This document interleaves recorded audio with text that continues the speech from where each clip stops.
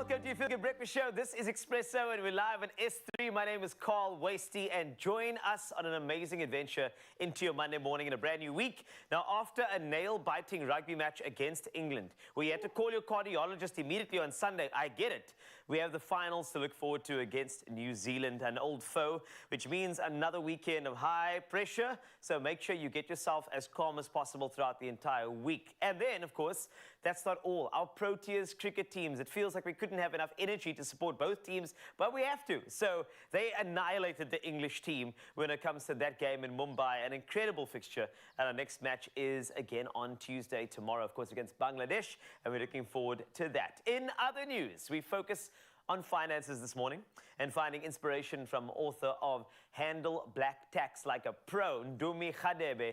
It speaks about setting financial boundaries and improving relationships with relatives as well. And you know, family and money, it's a mix not to be had, but we're going to try and find the balance for you right here in your Feel Good Breakfast Show. When it comes to balance, of course, we have some fantastic individuals who create that balance. It's kind of like a yin and yang in front of you right now. Ryle and Graham joined me this morning, and just look at them. Perfect. Just look. Second one, just look at that. Stop it, you. No, look, two broken shells of people are standing here today. I don't know if this weekend was more yin or yang. There was a lot of both. Crazy stuff. We survived it. We are going through to the finals. Good morning to that gorgeous human being over there. Good morning to you. Are you still alive, bro? Yeah, how's that heart doing? Really, man. We've pulled ourselves together yesterday. How are you doing, bro? Oh, man. Couldn't be more proud, of course, of the Springboks. An incredible achievement this weekend. But let's look at our long game, okay? And we're going to be focusing on financial literacy at the moment. What have you found is the most effective way to save money for a short-term goal? We want some tips here, please. Yeah, easier said than done. I know Mzansi's definitely going to come through with some creative ways. I know people still rocking the piggy bank, which definitely works, but I don't want to know what you guys are thinking when it comes to some creative ideas on how we can ensure that we meet those short-term goals, because, hey, money's tight these days, Mzansi, but we're coming through to serve you the entire morning. We've got some specialists coming through. Of course, myself, G-Man, and Carl Waste are ready to serve. And speaking of, baby. Carl standing by with the latest when it comes to news.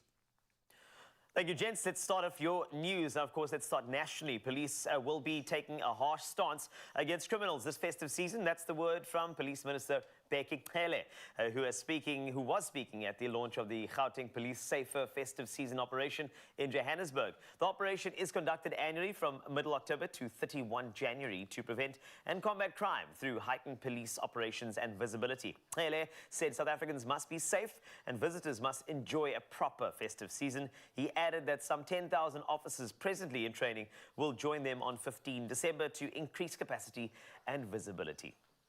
Now, the city of Tshwane says the Arayeng and Tshwane bus service will assume operations today. The city says it will be working with SAPS and, of course, Tshwane Metro Police, Crime Intelligence and Private Security to oversee efficient running of the bus service and ensure the safety of commuters. Bus operators and the city's transport infrastructure, now, of course, Tshwane Roads and Transport MMC Katlego Matebe says commuters will not lose any points or credits as their connector cards only deduct when they take a trip.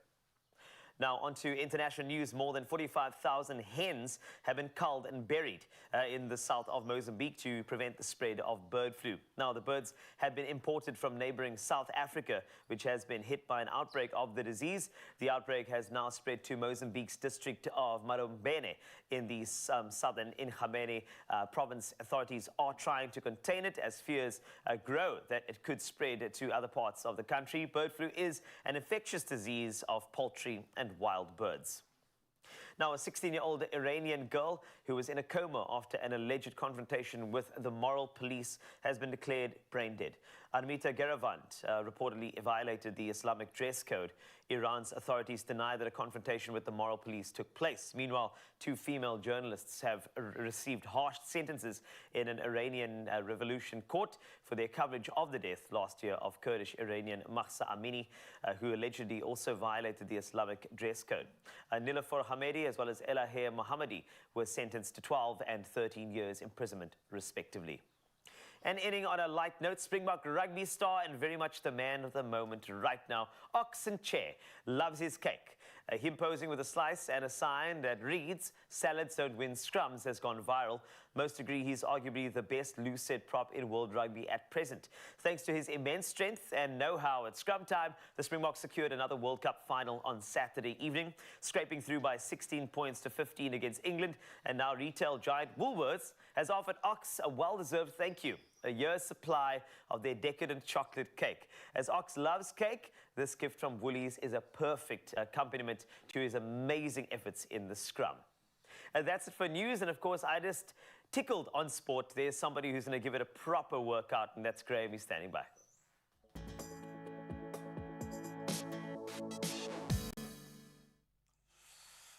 Yesterday can be International In-Chair Day. We'll take that one. But let's start on that rugby note and in a remarkable twist. Yes, it pushed us to the brink. The Springboks mounted a historic comeback, erasing a 9-point deficit within the last 10 minutes to secure their spot in the Rugby World Cup final. And they defeated England 16-15. In the process, halftime score 6-12, not in our favour at the Stade de France, positioning themselves just 80 minutes away from their fourth World Cup triumph. And they'll face, of course, their old foes, New Zealand, also on the verge of a fourth in that final. Both teams sharing the same quest for victory, promising what will be a historic showdown. That final between the Springboks and the All Blacks will go down on Saturday, the 28th of October at 9 p.m. SA time. Start getting your pacemakers now.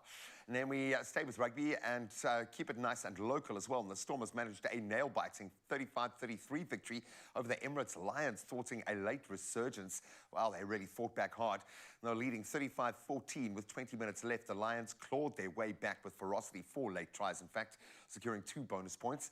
The rising star, Sasha Feinberg Ngomazulu, was the standout performer, claiming man of the match honours in the process. And meanwhile, in a dominant display, the Vodacom Bulls, they sent a very powerful message out with a 63-21 thrashing of the Scarlets. The reigning champions Munster, they kicked off their defence with a 34-21 win over the Sharks, bagging a full haul of log points in that process. And of course, we mentioned the cricket already, not to be outdone. Heinrich Klaassen's scintillating maiden ICC Men's Cricket World Cup century led South Africa to a stunning 229-run victory over defending champions England at Mumbai's Wankhede Stadium.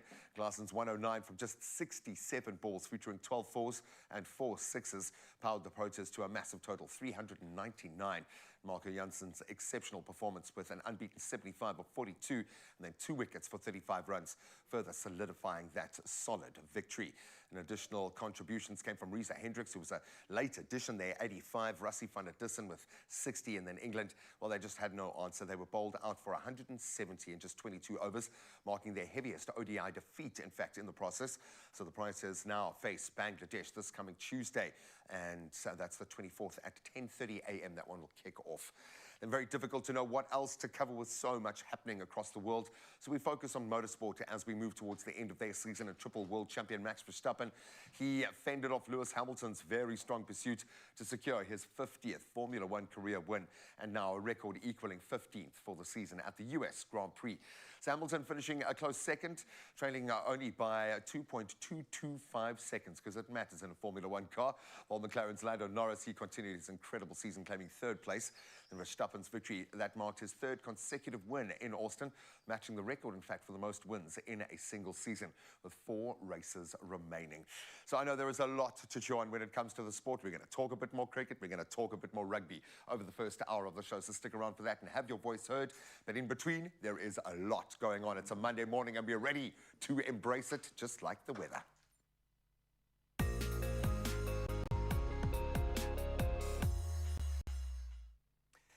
Thank you for that grand intro, G. But for now, though, yes, let's dive into all things weather and start off with weather news. Now, more than 100 houses in KwaZulu-Natal have been destroyed by heavy rains and strong winds, leaving scores of families homeless and several people dead.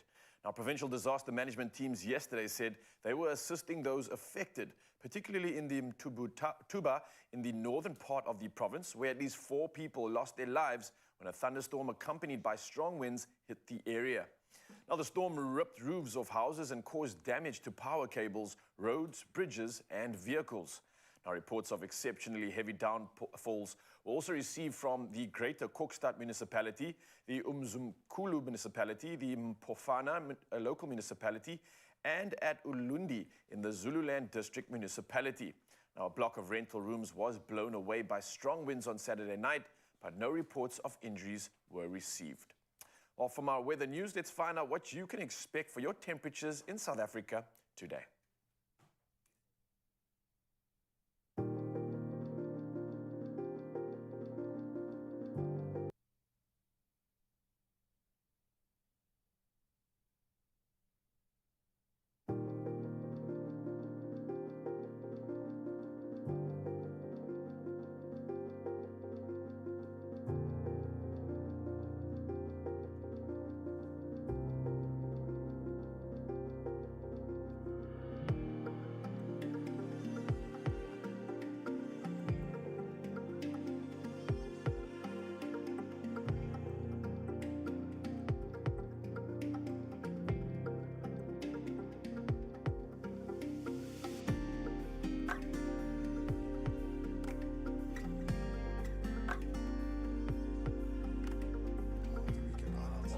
Temperatures around the country. It looks like it's heating up in many parts though. But for now, though, it's time to go to our favorite part of this morning's edition of the Weather News, and that's diving into the winner of our morning picture. And Angelo Engelbrecht came through all the way from Bochumlaan in Veldrift, sharing an outstanding morning view, and this is what he had to say. Now, starting off the new week with a gorgeous view, wishing everyone a great week. Oh, I love the message, Angelo, and I even love the picture that much more. This is peaceful. This is tranquil. This is how we want to start our Monday. I absolutely love it. Thank you so much for coming through. We will be doing this all again in the next hour, so the bar has definitely been set by Angelo. But let's see what else we can expect for the rest of this morning. What can we expect? Well, I mean, I saw your outfit there. Lovely jeans, golf shirt. It needs to change, though. We have to select an outfit. Not good enough. I just believe that, I mean, today's a shorts type of day, right? The shortest shorts that have ever shorted. Proper. Okay? That's what I want We today. need you to help Ryle pick a good shorts. Yeah, because he's got beautiful legs. Come on, Of course. Let them free. Just let him have his fun this morning. Then, of course, we had our fun over the weekend. Not a huge amount of photographic evidence because it got pretty tense. We're going to do a little bit of maybe a debrief post the crazy game and see how everyone is, because I think everyone went through the most this weekend. Now, we'll get into some of our weekend highlights, and you can share some of yours as well. Keep it going on the socials. We'd love to hear from you this morning. Share the hears, because there was a lot going around. We'll plug back into that on the other side of this.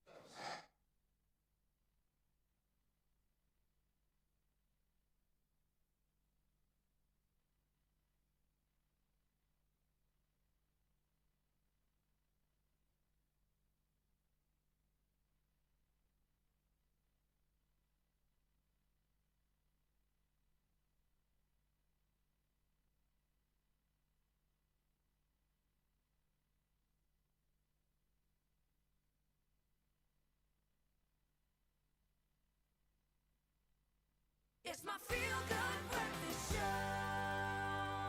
Hey, let's try this again, Mzansi. Apologies for earlier. We must have just lost the mics, but I think it's because we were still processing the weekend, all the nerves. But I think we found a voice, right, Carl? Yes. Yes, we found it. Well, I mean, sure, I'm surprised I have a voice after the rugby, but of course we have other weekend highlights. Can we start with yours? Hey, man, it was a busy one for me. I got a really exciting amount of action jam-packed into it. Starting off, I had a competition, which I hosted at our space in Kaya. I've heard about this. Bro, it was so much fun. We If had a I lot of could, people. I would have entered it. Would you have? Yes. Okay, well, there's another one coming soon. I'm going to hold you to that. But there was so much happening in the comp. We did running up the hill. We did like kettlebell work. There was some events in the pool as well. So it was a hybrid of events. This is the ladies running up the hill right now. I saw the pool burpees. Yeah, But the looked pool like- burpees were like crazy, they bro. were That's so going to come great. later. But we had some kettlebell flows. There and we these are the go. ladies just shaking and baking. Absolutely owning it. But the turnout was so great, man. It was just can good to see. have some real cool people in a great an environment and kind of just pushing quite hard. But yeah, the pool burpees were definitely the I could one. feel those on the video that you posted. Check it out, check it out. So you had to do the that's- burpees you see there- while your partner was underwater. Yes. So if he came up out of the water, they didn't count. Proper stuff. No, bro. that's my type of workout. I Yeah, love those. man. And then, of course, Nature Boy got his fix. I luckily had another chance to hit up to Table Mountain. I went Oh, to Lion's Head. It was incredible, do man. pancakes? Look at this. It was clouded all the way through, and then we luckily just found a moment, like 5 minutes after coming down, snuck into a cavern, and checked man. this view, man. Like, the guards just opened up for us. It was absolutely incredible, my man. So, Soul was completely full, and definitely have the energy to serve this week. What about you, bro? Wow. Okay, well, I want to join you on a hike, though. Come But- okay, through, so, man, come through. naturally, whenever you ask me, what are you doing this weekend, my answer's the same. Yeah? Working. So it started off with a wedding Of that I course, emceed, and yeah. it was quite important. Naturally, if you want to see what it looks like when I do, that's kind of normally Oh, what look happens. at you with the stunner shades That's coming correct. through. So that's I just love it. some party. Was that a dance battle there? It looks like you got There challenged, was a bro. proper dance battle all over, Okay, you know. okay. Did you But win? it was a beautiful wedding. Of course I did. It was amazing. But it's so great to be at weddings. It's beautiful just to be in that unification of somebody. It's And wonderful. you're a honestly, part of making yeah, it's love great. happen at the same time. Yes, commemorating man. it. So what a special honor, right? It is indeed. And then my other love, of course, is my other job. And the great thing is that just to set the tone, I decided to really start my show on a Saturday with national pride. So I was going for it, singing the anthem and just think- getting everybody going on Saturday morning, 10 a.m. sharp, ahead of the match, because people were crazy. You know? Bro, I think you're the reason why we got that extra point, man. Thank you. It has to be this patriotism Thank at its you. finest. You sent that energy out to the rest of South Africa. I had to. And we used it all of it, and just won some more. It's my job. At your service. Of course, there's a lot of us at your service this morning, Mzansi. It's not just us, but the G-Man's standing by. He reckons he's got a good idea on how he can get me ready for this morning, and he's got something to present to us. Let's see what he's got. The key word here is knees, okay? I want to see your knees this morning, man. Now, Ryle is ready to embrace summer, but he needs a little bit of help. Blue skies, sunshine is where we love to be. From swim shorts, printed casual shorts to golfers, Woolies has the latest styles to elevate your summer wardrobe. Ryle, come in here, my friend. Oh, yes, So we're going to help get you dressed this morning because the season has very, very much changed, okay? Yeah. And we are here for that, and shorts are back, baby. So we've got two options here. We've got the yellow golfer style with chino shorts for a cool, casual summer look. That's a cool vibe. I like it. Actually, it might look quite nice with the high tops as well. Might bring my eyes out as well. Yeah, man, that's kind of Summer your color, vibes. huh? This is I from love the it. Sunflower. I like that. Nice soft tones, absolutely Yeah. beautiful. Then option 2, okay, we've got this a nice. It is a beautiful textured shirt. Just feel that it's almost got like a linen-y kind of feel to it, and it's styled with striped swim shorts for an effortlessly stylish look. Nice short shorts. This and is I'm gonna be quite tough, man. I'm quite keen on these guys over here. Yeah, I'm getting like sort of like picnic feels here and like an event. This is giving me like summer boat yacht feels as well. This is going to be tough, Mzansi. I don't know, but I think I'll definitely look good in both. But what do you reckon, G? I think you'll be comfortable in both of them, but he doesn't get to decide, you do. So you go onto our socials, let us know exactly what you think is the right look to embrace the day, and you can see Ryle in it a little bit later this morning. Don't forget that hashtag styled by Woolies.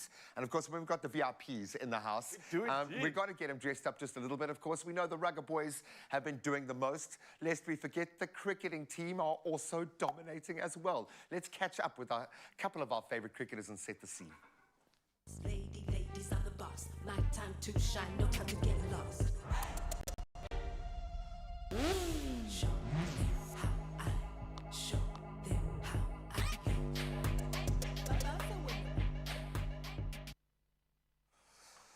All right, so let's get into it, shall we? I mean, we've done the clothing part, but now Yeah. let's do the cricket part. We have two, and you're right, two of the favourites, eh?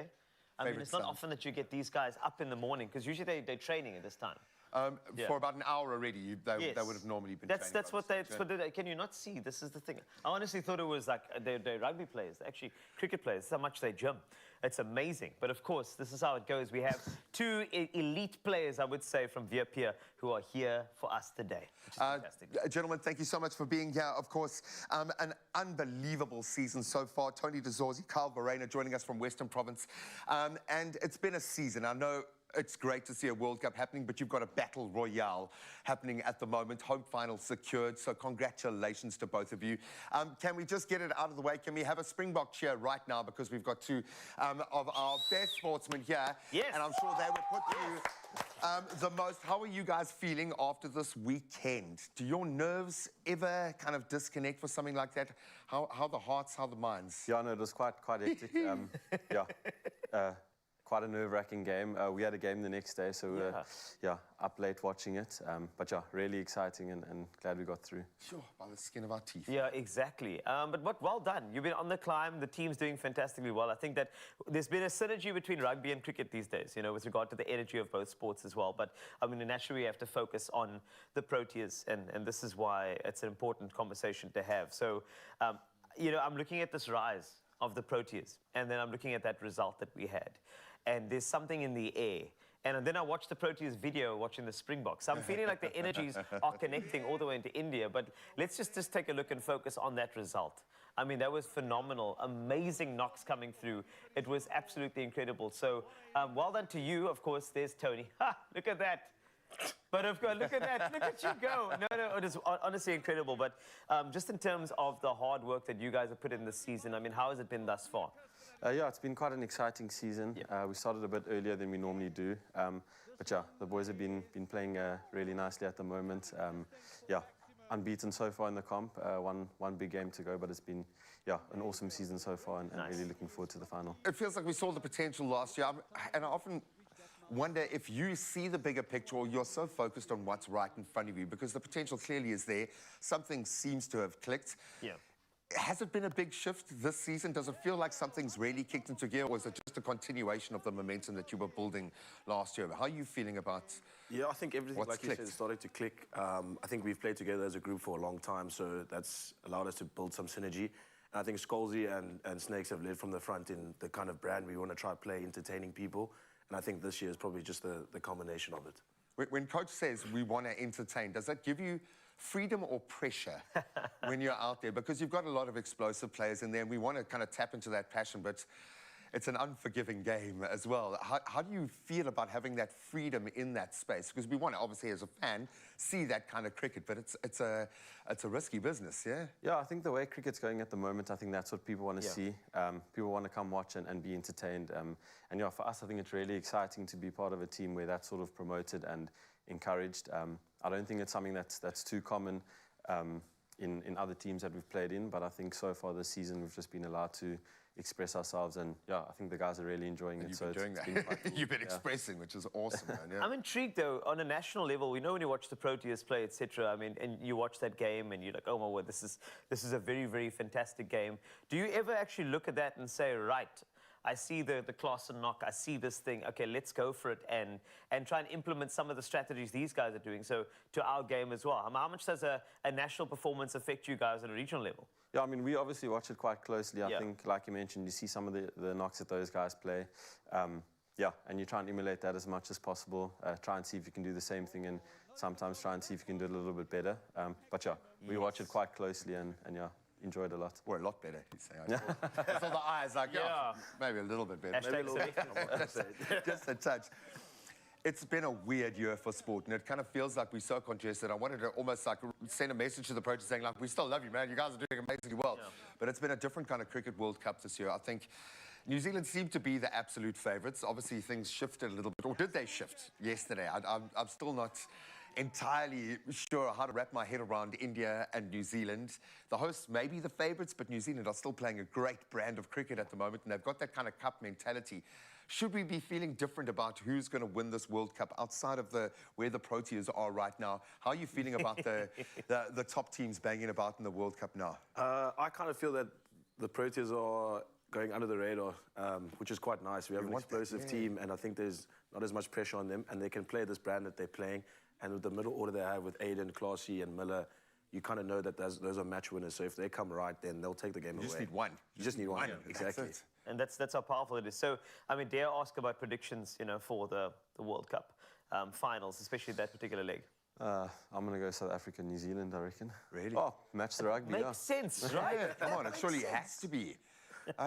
Spice things up a little bit. I got to say, India just looked comfortable. Yeah, I think India is a different animal. So I think us and India in the finals, South Africa and India. Can we beat India in the final? Definitely. That's tough. And are you guys going to take this? This is your cup competition. This is your opportunity to win. To the Western Province fans that need to see the cricket live. Yeah. Yes. But I really hope so. It's been a couple of years since Western Province won a trophy. So, yeah, I think we owe it to the people of the Western Cape to do that. So, yeah, got a good feeling about this year. Hopefully we can do it. This is kind of like our year, man. It is our year for everything, for regional, national. Let's just go and win everything. That's the whole idea. But thank you so much, gents, for joining us. It's been amazing to have you, and all the best for the rest of the competition as well. And, of course, if you need any more updates from us, we've got you covered in your Feel Good Breakfast show when it comes to cricket, rugby, or a bit of both in one. We've got you. My heart. Yeah, we got you. We've got it covered. And especially when it comes to movement, don't go anywhere, because that's happening right now. So join us for an energizing adventure. It brings families together through the joy of movement. Whether you're a kid or an adult, we've got a range of activities that make staying active a breeze. So let's jump, dance, and play our way to a healthier, happier you. And here to show us how, with fun activities, we've got Natalie Daniels from Fit Mums, as well as her son, Levi Daniels. And clearly quite occupied right now. It looks like she's in mom mode, clearly. Natalie, are you okay? You're right, you're good? It's happening, it's happening. Just wait, yeah, Lucian, I will give you that report tomorrow. Yes, 5:30, I'll be there. Okay, cool, thank you. Cool, thank you, okay, sharp, bye. Gosh. Natalie, another Monday morning for you, clearly? Just another mom? Morning. Yes, good morning. How are you doing? I'm good, in you? Lekker. Good. So clearly this is an example of what all of us are experiencing when it comes to us being moms, There right? we go. Mom's, dad's little one just got home. He's full of energy. Mom is busy cooking. She's on the phone. Lucian needs his monthly report. We don't have time to literally engage with our kids. So what do? I always tell them, wait, not now, not now. What I always say, guys, we need to be intentional with them, because why is it important to stay active with your parents? Why do you think? Because kids have energy and it's good for them too. Oh my gosh. Kids have got energy. So we're going to do that. Speaking to one of the makeup artists, she's like, Natalie, I remember when I was a kiddo, I used to be outside. Same year, eh? We used to play outside. We used to be running around. We used to be 100%. climbing trees, looking for guavas and stuff. Yeah, that was how we socialized. We didn't have phones back then. Yeah. Exactly. And this segment, actually, it's a shout out to my aunt over here. She was here 2 years ago. And I remember she would take anything and just play with the kids. And I'm like, where did she even get that? So just taking a pillow, doing something. She used to play this one game that the kids love. It's called Eiergelee. I don't even know what it means. So if she's here listening, please call and tell us what this Eiergelee business. But it was literally taking a pillow, throwing it to the kids, catching. And I was like, I need to learn that. Need to learn that. So we're going to just do something basic with you today. So Levi, you're going to come stand here for me? I'm going to go stand there, okay? I'm going to do the little one, just the breathing. I know it's very important for moms and kiddos just to connect, because sometimes it's very difficult for us to find just time to connect. So just breathing. One more in. Breathe. And last one. Good. Now, what do we say? We used to run around a lot, okay? Outside, not in the house. So let's just run on the spot quickly. Run on the spot. We're going to do 8, 7, some of this energy. And 6, yes, lose some of that energy. Especially at 9 o'clock at night, they feel they want to play, hey? So let them run around. 4 more, 3, and 2, and 1. Get that heart rate breathing. Good boy. Good, Levi. I want to say good girl. I'm so used to good girl. Okay, next one, we just touch the foot, bring it up. There we go. Touch the foot, bring it up. What were some of the games you used to play around when you were Yo, Little I played kiddo. like 3 stokkies. I think that's a big Darcy. reason why I'm such a great athlete. There we go. I played Ingle Angle. Oh my gosh. Yeah, I always joined the girls at that one. Last we would one. skip Yeah, skip. Okay, I like. Kenichi as well. Like all these Kenichi. crazy games. We played a lot of stuff, but those were 2 of my favorites for sure. Beautiful. I remember one, you know the one that Simon says, head, shoulders, knees and toes? You know that? So I'm going to do that I one. like that But I'm one, going to do it with a okay. bit of a beat. So it's going to go head, shoulders, knees and toes, knees and toes, knees and toes. Go head, shoulders, knees and toes, knees and toes. Okay, you got that? You got the rhythm? And we're squatting when we're getting on Yes, toes. we're Actually doing getting a bit of a workout. You don't fast. even know, sneaky, yeah? Are we ready? Okay, Right, Lisa, you 3, good? 2, 1, let's go. Head, shoulders, knees and toes, knees and toes. Head, shoulders. Oh yeah. You gotta sing it right. You gotta sing. Oh, and yeah. go. Head, shoulders, knees and toes, knees and toes. Last one. Head, shoulders, knees and toes. Oh yeah. By that time, Oh the mom or the dad is like, okay, so big, you're right. And Nice. then the last one we're gonna do, it's a game. So kids Yes, please. love games. You must not like it, but kids I love think games. adults do. They're just afraid to admit that they do. Let's bring it on. Kids love games. So this one is called Knights, Cavaliers, and Horsemen. So you're gonna call this for us. Okay. Okay, Knights is, you're gonna come in front for me? Okay, Knights is, wait, which one is Knights? You see, games we always forget. Okay, so it's Knights, Cavaliers, this is Cavaliers, I pick him up.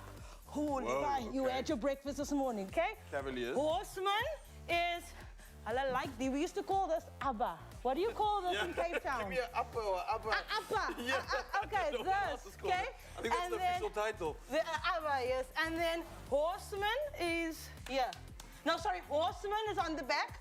Knights is here. So you can sit on my knee. Oh, okay. Okay. And then cavaliers is this one. Can we try it again? Okay. Cavaliers. So Cavaliers, that's Yeah. this, yeah. Horseman. Horsemen. Ah, this is what they love. Horseman. And then knights. And then knights. Okay, Raul, you're gonna call it for us. So we're gonna run, and then as So we're soon running as, on the spot, okay? running on the spot. Cavaliers, Cavaliers, Cavaliers, Cavaliers, you up, man, Cavaliers. okay, Okay, running on the spot, running on the spot. Knights, knights. What's knights? Knights. Okay, Oh, we're still running. Last one, still running. Horsemen. Yeah, Get on the horse. Yay! All right, I got That's you. exactly it. Kids love this. wanna have fun. Make the time to play with them. Play with your kid, be intentional. Even if it's 5 minutes, they want this. Kick a ball, do something, go for a walk, do something, and just stay active with I it. love it. Daddy Daniels Levi, thank you so much for coming through, giving us every reason to play, to have fun, and not have any excuse whatsoever. And most importantly, I think, is to engage and connect with your kid. And at the same time, you and your loved ones can join in on the workout together, like you've just seen right now. You can have fun with it, play a little game, and of course, get Monday absolutely started, the best day that you can. So stick around for your Feel Good Breakfast show. More serving coming at you in just a bit. See you there. All right, bro, let's go. My turn now. Cavaliers, let's go. No, I've got to pick you up. Cavaliers. Horsemen. Yes. Horsemen. Let's go. Horseman. Oh, no. This way. Let's go.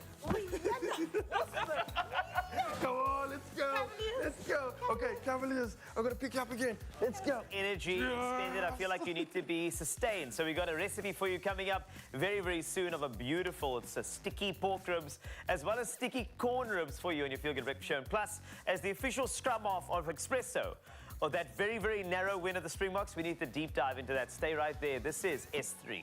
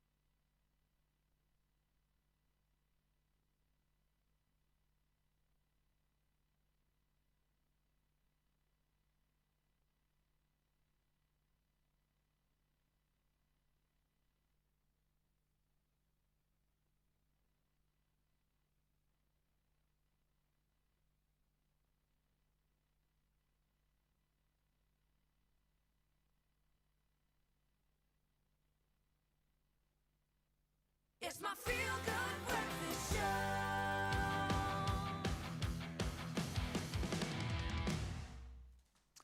Oh, welcome back. I hope you're okay.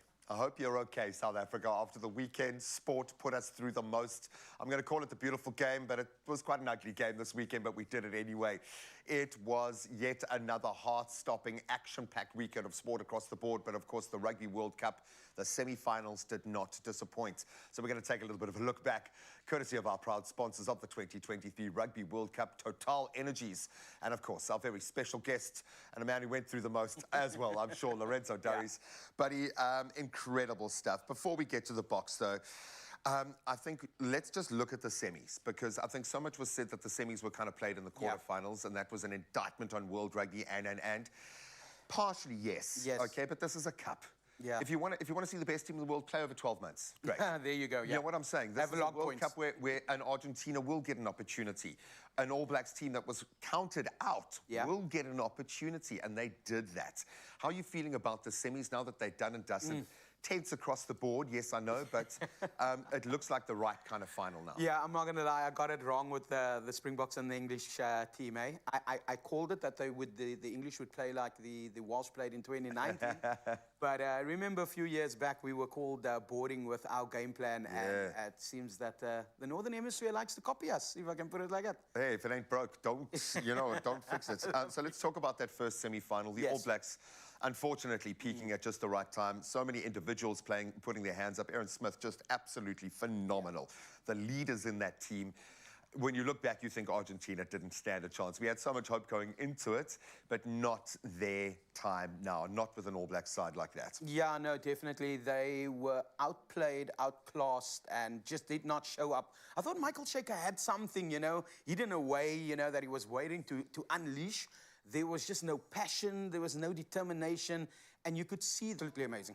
You look at the difference between a Bowden Barrett and an Owen Farrell, playing similar roles in terms of having to lead and play. Yes. And I think it's very difficult to have expectations, and especially if you're a kicker, there's so much being channeled through you. Yeah, so much more. You know, just some amazing moments. I love this All Black side, and I'm going to say that, okay?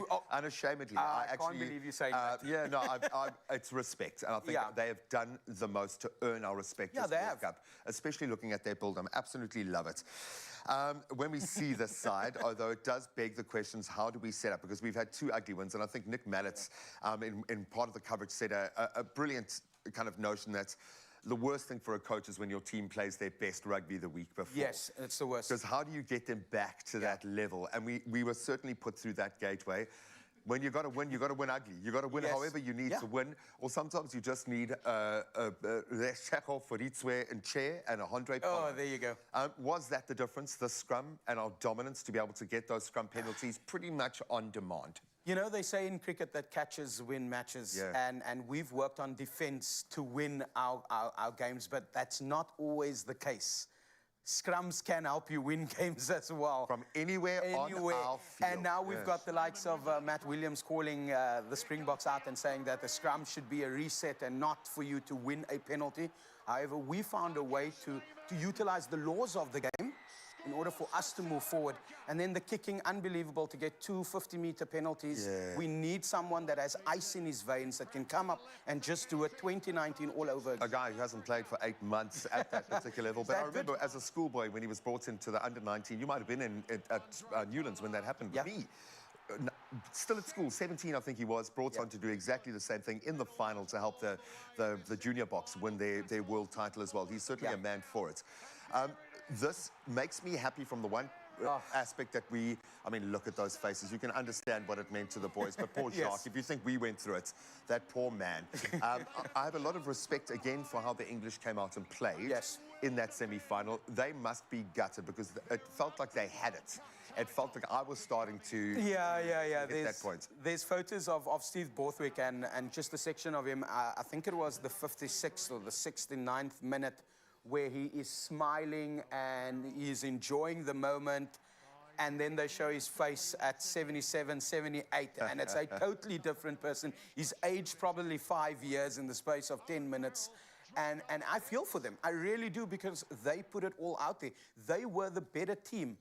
right? Even when England is at its vast best, majority, yeah. at their best, we still grind out a win. It just showed that ugly rugby can help you, but they were the better team. Yeah, no, completely. But there were some moments as well, and you've got to. We know a World Cup, certainly in the knockout phases, hinges on those moments. Yeah. That being said, how do we set up to face this All Black team? Yeah. And are we settled on our strongest team or who those players need to be? Because there are question marks around a couple of the key players in that side. How do we approach this final? Yeah, so we're going to see quite a bit of surprises coming out this week. Will the mind games start? Yeah, the mind games are going to start. I have a feeling that we might see in the mix there. We've got Moody as well as Esterhuizen. We're not going to see Rassie and Jacques go for the same team 3 weeks in a row. There's going to be a surprise. It's never happened before, and there's going to be a few surprises. So we're definitely going to see those surprises creep up this week. Then that high ball game that we struggled with against the English, they're going to target us. We've got... Look, the weather conditions weren't great. Yeah, and I mean, they just looked amazing because they were doing so well under the high ball to make us look bad. But 2 meter fullback, you know? Come on, we don't have that luxury at the moment.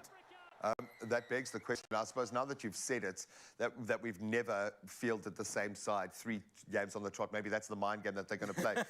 That being said, New Zealand would have looked at the Springboks throughout this tournament and gone, okay, how do we shore up? How do we beat these guys? What do they need to do? Yeah, so they'll look at that game that we played against them at Twickenham just before the World Cup as well, where we, you know, it was a masterclass. That was like if you were to go and have a lesson at UCT, you'd play that match and then show 7-1 as something that's never happened before and then put that into the history books as well.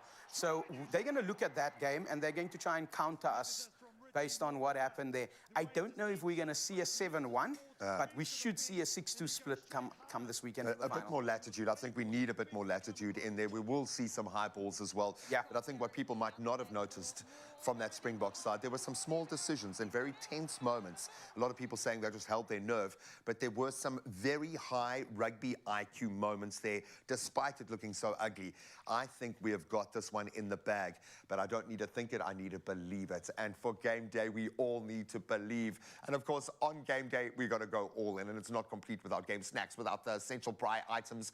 So we need you to head over to your Total Energy service station to obviously top up on your fuel, but you can get your Braai charcoal, your firelighters, your snacks, your drinks for the big game, and it doesn't get much bigger. This is the biggest game in the history of rugby, probably.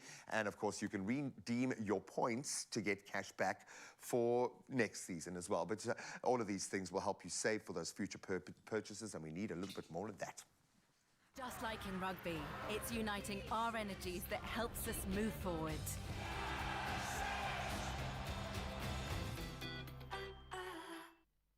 After that conversation, we are definitely even more hyped for this weekend. Oh, the biggest game of our lives, potentially. So what else do we do other than fire up that grill and get ready to devour succulent pork ribs and corn ribs? Yes, 2 ribs that we all came for and absolutely deserve. Now, there's something for everyone this morning, and our Braai's guaranteed to have your taste buds doing a happy dance. And the best part, it's all load-shedding friendly. So we've got our one and only Carlitos here to show us how it's done. The man's been inspired by the weekend and all the Braai gears, and he's coming through to show us how this magic gets put together. Bruv? Yes. You ready for this? I am so ready. Okay, first and foremost, you know what? We know our pork ribs. We know them well, but I feel like the corn ribs, sometimes they're underrated. Yeah, this is news to me. Because you know what? You do get some friends who are, they're either trying to go on the health buzz or they're trying to go on the vegetarian buzz. Vegan, a lot of people trying to maybe cut out red meat as well. We need to sort them out too. So we are going to give these some love, and then we are going to make sure that we have a bit of zhuzh with them as well. And I'll tell you exactly how we're going to do that. But I want you to prepare our garnish, which is basically a spring onion. All right, you want to chop this up slow? Yes, a little chop. I want to do a nice fine chop on that. I'm just watching, admiring this corn go to private school as you place it into the Weber there. That's correct. I do want to make sure it gets a good char. When you use your chives, what side do you use actually? Because I've always been using the greener side, but a lot of people tell me you can use like both sides. Does it actually matter? Well, like with any sort of spring onion, what I do is actually, so this side, so I don't waste it. As it goes to this particular point over here, I use that with my onions for cooking. And then the green I do for decorative appeal. Nice, okay, I like that. A lot of that sort of, the oniony flavor is actually in the base. Yes, but if you want aromatic flavor, it comes from the green side. So it's like Look sort of at aromatic you. flavor, Very Lovely. nice. So All right, I just love that. All right, I got you though. So I'm beautiful. going to chop this up finely for you, my man. Is this Thank going you, into mate. the garnish? What's happening with this? Well, this is just a garnish. It's just something to drizzle over. And also, we've got a number of different other garnishes as well. I'm also going to put our pork ribs down, which are just, I mean, they are just sensational and beautiful. And as you know, with these Webers, temperature control is great. They've got 2 dampers. So when you do get your coals ready and going, you just want to make sure that those dampers, they'll make sure the temperature is regulated. Nice, yeah, The more yeah. air you bring in, the hotter the coals. The more you dampen it, the cooler it is for sort of the softer meats as well. So we can get like that perfect finish. And the fact Yes, that we there's, can. I would imagine there's 2 dampers, one at the bottom and the top as That's well. correct. So we've got options, we've got choices, we've got every way to make this the perfect braai meal for this weekend and probably even before the weekend. Pre-braai, post-braai celebrations, get it going all weekend long. Maybe just start this week and actually just start your practice too. But the man's got his basting on I there. just want to make sure It's that looking I really good. baste, and you baste as you go. Remember, as the heat hits the basting, it caramelizes, and what you want to do is layers of caramelization so that you don't get sort of a bland piece at the end. You understand what I'm saying? I love that, man. On top of this, of course, let's talk about this beauty that we're busy working with because the lid, the thermometer of it is applicable. And if it is applicable on your device, it registers the overall ambient temperature of your braai too. So giving you the tech that you need. And if your braai doesn't have a lid thermometer, well, you can use the ambient probe on the iGrill app. And that's connecting the thermometer to anything else when it comes to your meat. And you can register the temperature of your braai, which I think is just phenomenal. So this is giving you the calculated expertise to really deliver when it comes to this. And like Carlitos has just done right now, he's got the perfect char on the corn. It's looking a little bit ribby, actually. I see what you've done here. And very nice. That's all. That's all. Yeah. And I want to make sure it's presented well as well, because I think presentation, you know, everybody who comes over to your place, they're going to eat with their eyes first, you know? And you want to make sure that it just looks like a stack of amazing food. I mean, you've got to make sure that the taste buds are tantalized, especially because later, if you're watching the Springboks, you know, that's when the heart starts stopping. So you need to make sure that everybody's looked after. I'm just going to give this a turn over here, and Oh, that's looking good. that's looking great, my friend. It really is. Delicious. Just to let you know what we're going to do afterwards, just so you know where we are. Yeah. All right. Now, we've got some sesame seeds that we'll cut these ribs up, the pork ribs. Okay. And then we'll get the drizzle on the sesame seeds. Also, I've got some taco spice over here. The great thing about the taco spice has got this lemony, it's got a spicy kick to it Yeah, as well. yeah. So if you don't have taco spice, you can kind of throw together some lemon pepper, some cayenne pepper if you want to as well. You can do some cumin in there too. Okay. And you can make your own. It's entirely up to you. So but- these going on the is this going on the corn, right? well, that's our pork ribs. So here's the thing. With this, I can give it a bit of drizzle while the guests are waiting. yeah. Let me do and that you can so do long, that, bro. so it looks Yeah. good, you know? Because I can definitely imagine this little... I got some more coming in for you Spicy here. fusion definitely is going Some to more elevate guests the over. corn. And I think, again, for you, like, I don't think you can replace meat, right? But you definitely have some incredible alternatives. So like you mentioned earlier, I think the fact that adding some of these sort of more common spices that you would get on a meat really gives you that sort of nostalgic meat nuance that you want when diving into something like this. So I really like what you're doing here. Very And well played, man. and you know what I'll do is also, I mean, personally, I'd actually go lime. And I get some lime over there Get it too. like zesty and then and- sour cream, because we're trying to strengthen the flavor forward, right? So then you'll go with some sour cream, and I want you to just drizzle Is them that all what's over. inside? Yeah. Oh, easily prepared. We're going very mexy on this. Mexy and sexy. That's how a braai should be, you know what I'm saying? There we go. There we go. And then go for it. All drizzle all over there. Nice. Nice. And then I want you to finish it with this spring onion that you chopped so beautifully as well. Sprinkle that over there. Look Great. at us, bro. We're like food stylists. Yes, we are. That's it. So I am getting a little mixture of the spring onion, a little bit mixture of both the white and the green here because Carlitos and I decided we wanted some of that balance in ours. But I like what we've done And with here. these It's over already here, smelling you know, they're fantastic. done. So I'm just going to carve them up. And once you carve them up, you serve them on the platter and you're good to go. And everybody's happy. This is the whole idea of just to make sure. And I want to make sure this is presented beautifully. So we've got our platter over here. And now we just pop them on sensationally like that, okay? Well played, of And course, just- Mzansi. If you're yes, wanting indeed. this inspiration, head over to expressoshow.com.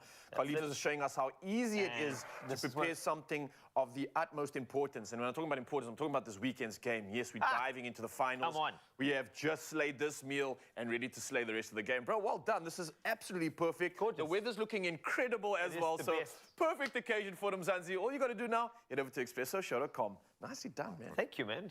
You're amazing. Thank you so much, gents. Absolutely delicious. You've got to fill the house with those kind of smells. And then, of course, you want to fill your house with beautiful people, and we've got beautiful people here that need to be dressed. It is literally your last opportunity to vote for Ryle's outfit this morning. We've got two fantastic summer-inspired looks here. Which one are you going to choose? Head over to our socials. Hashtag styled by Woolies is what you're going to use. But I think you'll look great in both and be comfortable in both. Then, of course, we are focusing on financial literacy this morning. If it's something that you need to shore up in your own life, maybe those family members are grinding a little too hard, taking a little too much, we'll put it all in perspective and set some boundaries on the other side of this. If your cooking makes you proud, then you might be Mzansi's next cooking star. To be a part of Color Your Plate with Koo on SABC2, show us how a healthier you starts with you and your tasty plate. Take a video of yourself creating a colorful meal and tell us why you should be Mzansi's next cooking star. WhatsApp your entry to 072-741-5357 and you could be on the new season. Plus, stand to win your share of prizes valued at 500,000 Rand. Color Your Plate with Koo.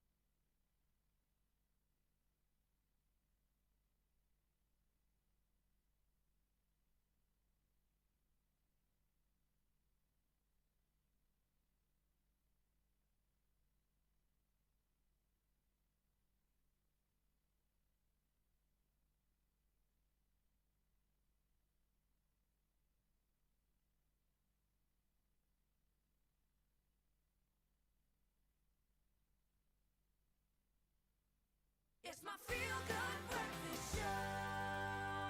Welcome back. This is your Feel Good Breakfast Show. Let's make Ryle feel even better. We asked for your help to help him choose his outfit this morning. Two great looks. We had a yellow gopher styled with some chino shorts that look fantastic, and then a plain white slub shirt styled with striped swim shorts. Love both of them. Let's see how you guys are feeling about the options. We're saying option 1 for me, Demi Lee Burke. Obviously option 2, fire, fire, fire. Slow down, girl. It's a Monday. Slow down.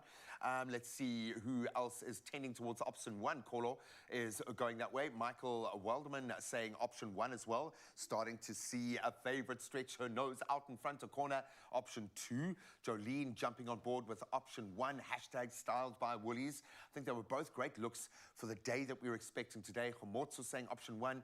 Arlene, good morning team, option 2. But Nature Boy will look good in both outfits. We can make him put them both on at the same time, but I think it'll look silly. Now, I think one will have to do for now, and I think he has chosen the one that he loves the most. I'm going to give him an extra 0.2 seconds to finish getting those legs greased up for us, because yes, we are going to see the knees this morning. Ladies and gentlemen, could he be the most beautiful human being on the planet? Yes, he is. Those are great, and those shorts are not disappointing me at all, bro. Look at the legs. Yeah. Ready for summer, But man. yeah, I feel like I pulled a Darren Brown trick there on the whole audience, bro. I influenced them towards those shorts. Now you look great, dude. How's it feel? It feels good. I literally feel like I'm going to the beach. I wear shorts this high when I go to the beach, so I'm ready for this. I'm feeling like I've just put my suntan lotion in and on, and then I'm going to dive into the ocean. I'm Do it, dude. loving it. Mzansi, thank you for coming through. I still do feel like I could just grab keys to some sort of a yacht or something. Yeah, I don't know if yachts use keys. Do yachts use keys? I don't know. I wouldn't know, clearly I don't have a yacht. Yeah, exactly. Just go grab your anchor and head out of there, buddy. But I love it, That's Mzansi. great, Thank you dude. for coming through. This is making me feel like a million. Because the guy's been working hard. You don't understand. He's been bulking a little bit, working on that physique, doing his chiseling. So you got to show it off. Now, great. It's a fantastic look, actually. Yeah. It's come together a lot better, even on you, than it did on the hanger. Thanks, bro. Absolutely beautiful. You guys are amazing. If you want this, get into store, go and check it out on the app or online. All of the summer looks are waiting for you. And the knees. Ladies, I'm the boss. My time to shine, no time to get lost. Show them how I show them how I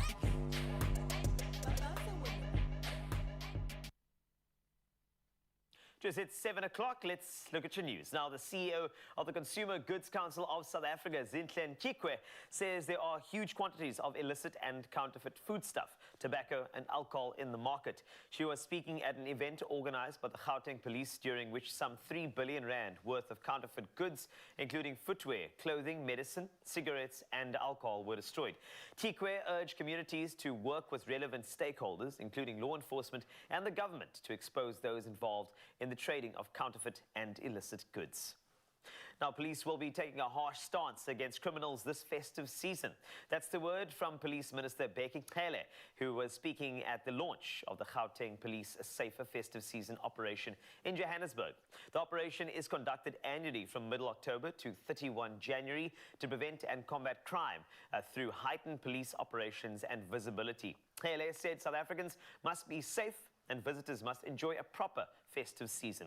He added that some 10,000 officers presently in training will join them on 15 December to increase capacity and visibility. Now, on to international news. A spokesperson for the Israeli army says 212 people are being held hostage in Gaza. He added that many Palestinian fighters were killed in Israeli attacks on Saturday night, and the bombardment continues. The most casualties, along with those wounded and brought to hospitals, are children and women. Earlier, the UN said at least 120 newborn babies in incubators in Gaza's hospitals were at risk. This as fuel runs out in the Palestinian enclave under a renewed Israeli blockade in the wake of the October 7 deadly Hamas attack in Israel. Now, more than 45,000 hens have been culled and buried in the south of Mozambique to prevent the spread of bird flu. The birds had been imported from neighboring South Africa, which has been hit by an outbreak of the disease. The outbreak has now spread to Mozambique's district of Morumbene in the southern Inhambane province. Now, authorities are trying to contain it as fears grow that it could spread to other parts of the country. Bird flu is an infectious disease of poultry and wild birds. And wrapping things up for you for this report, Serena Williams, one of the most successful tennis players of all time, has made history as the first athlete to receive the Fashion Icon Award at the 2023 CFDA Fashion Awards. Since retiring from tennis after bagging 23 Grand Slam titles, she's focused attention on her S by Serena clothing brand. The 42-year-old mother of two said ever since she was a little girl, she used fashion as an outlet to express herself. Her lifelong passion for design led her to fashion school, which she attended in between winning Grand Slams. She said she had always held one thing true: fashion's for everyone, no matter your size, race or income. And judging by this collection, it's like a tennis career. You're gonna love it. That's it for news for now. Let's take a look at your sport. Here's Graham.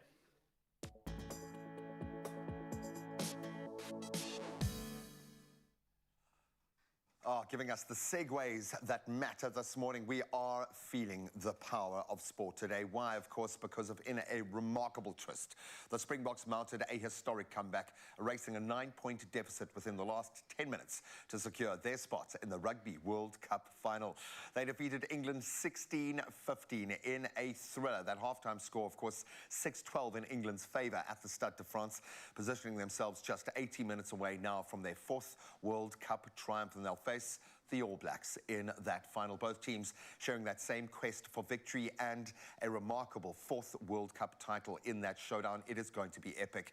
You can see what it meant to coach Jacques Nienaber. That final between the Springboks and the All Blacks will go down on Saturday, the 28th of October, 9 p.m. SA time.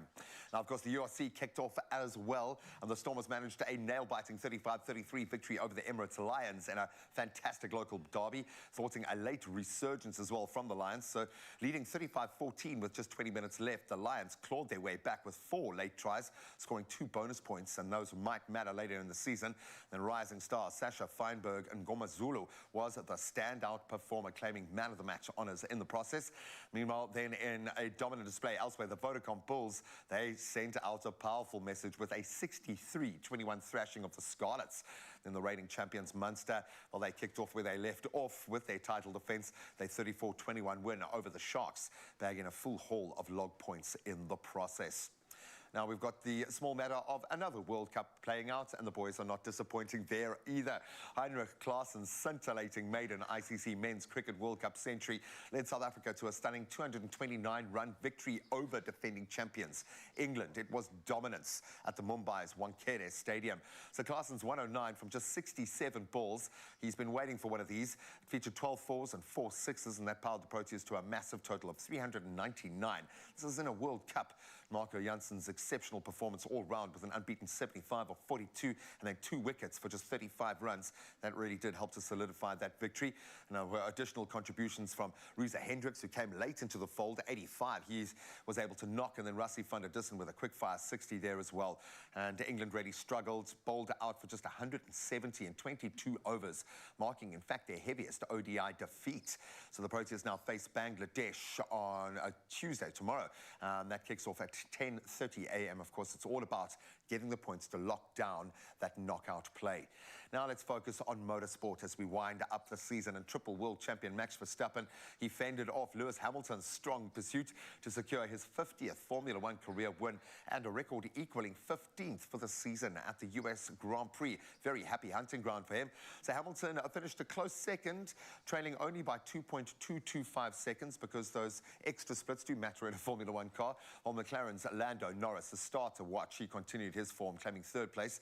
So Verstappen's victory marked his 3rd consecutive win in Austin, matching the record for the most wins in a single season with 4 races remaining. I think a few more records are going to fall as well, but that's where we leave our sport for this hour. Let's hope the traffic is looking free and breezy.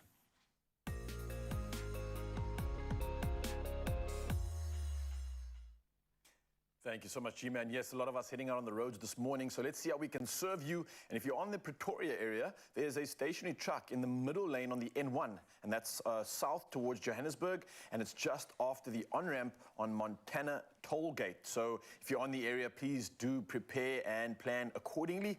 Sticking in Joburg now and moving to Midrand, there's a stationary vehicle in the travel lane, and that's on the N1 northbound at New Road. Now, the right lane is closed, so again, if you're on the area, do exercise caution. From Johannesburg, we move over to Cape Town now, and Rawsonville to be specific. Roadworks are taking place on the N1 interchange and outbound at Rawsonville Lane. Obviously, lane closure is expected there, so no delays though, but do be careful when you are driving through this area. Sticking to Cape Town now and moving to Bellville, there's congestion on Durban Road northbound, and that's at the N1. Now, the left lane is closed, and there are no expected delays. However, if you are heading out on the roads this morning, do buckle up, stay safe, and plan accordingly. From the road to the sky, let's find out now what's happening when it comes to weather.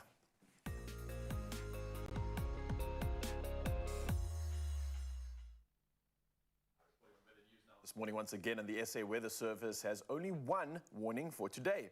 Now, extremely high fire danger conditions are expected over the Kaima and Hunter municipalities of the Northern Cape.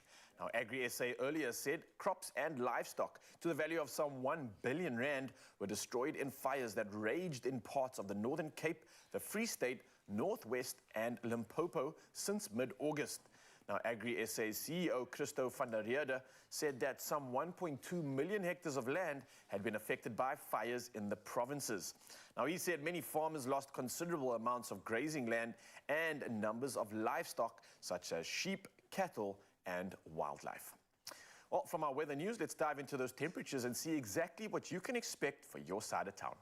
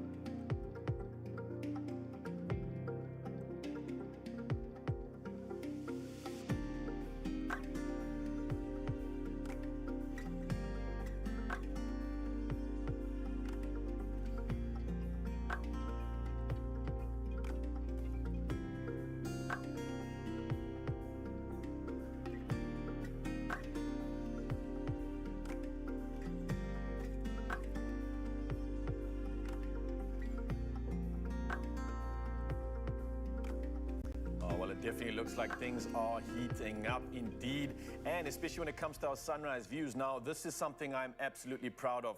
It's taken me just short of 2 years to reach this crescendo in my career, where finally my picture gets shared for the Good Morning Post. Oh yes, Mzansi, let's celebrate this. I got to join. I got to join Cape Town and watch the sunrise this weekend. It was absolutely incredible. There was a lot of a cloud cover, but it just peaked out in the moment when we needed it the most. And this was taken on Lion's Head. So to the rest of Cape Town that joined me for this sunrise, thank you for sharing an incredible journey. And for you, Mzansi, I hope that you get opportunities like this to share some of South Africa's beauty. And not even if just sharing it, but just enjoying it for yourselves. I hope you're taking time and making many moments to go enjoy the outdoors and the beauty that we have been blessed with. And if you do have a picture of it, share it with us. It's 063-408-8863. If only there was $100 for you for that picture, Raul. I'm so glad the cloud didn't cover anything else, which is wonderful. But talking about $100, hey, financial goals. We need to look at those. I mean, do you have a financial role model? If you have one of those, we're going to unpack that. And then, of course, we need to look at our financial goals and making sure we set them personally in the context of South Africa, where we have things like black tax. And Ndumi Hadebe will be sharing all the details with you from her latest book, which is going to be wonderful. So make sure, if you would like to set some good, healthy financial goals, and you're all about that, especially at this time of the year, I suggest you stay right there. This is your Feel Good Breakfast Show.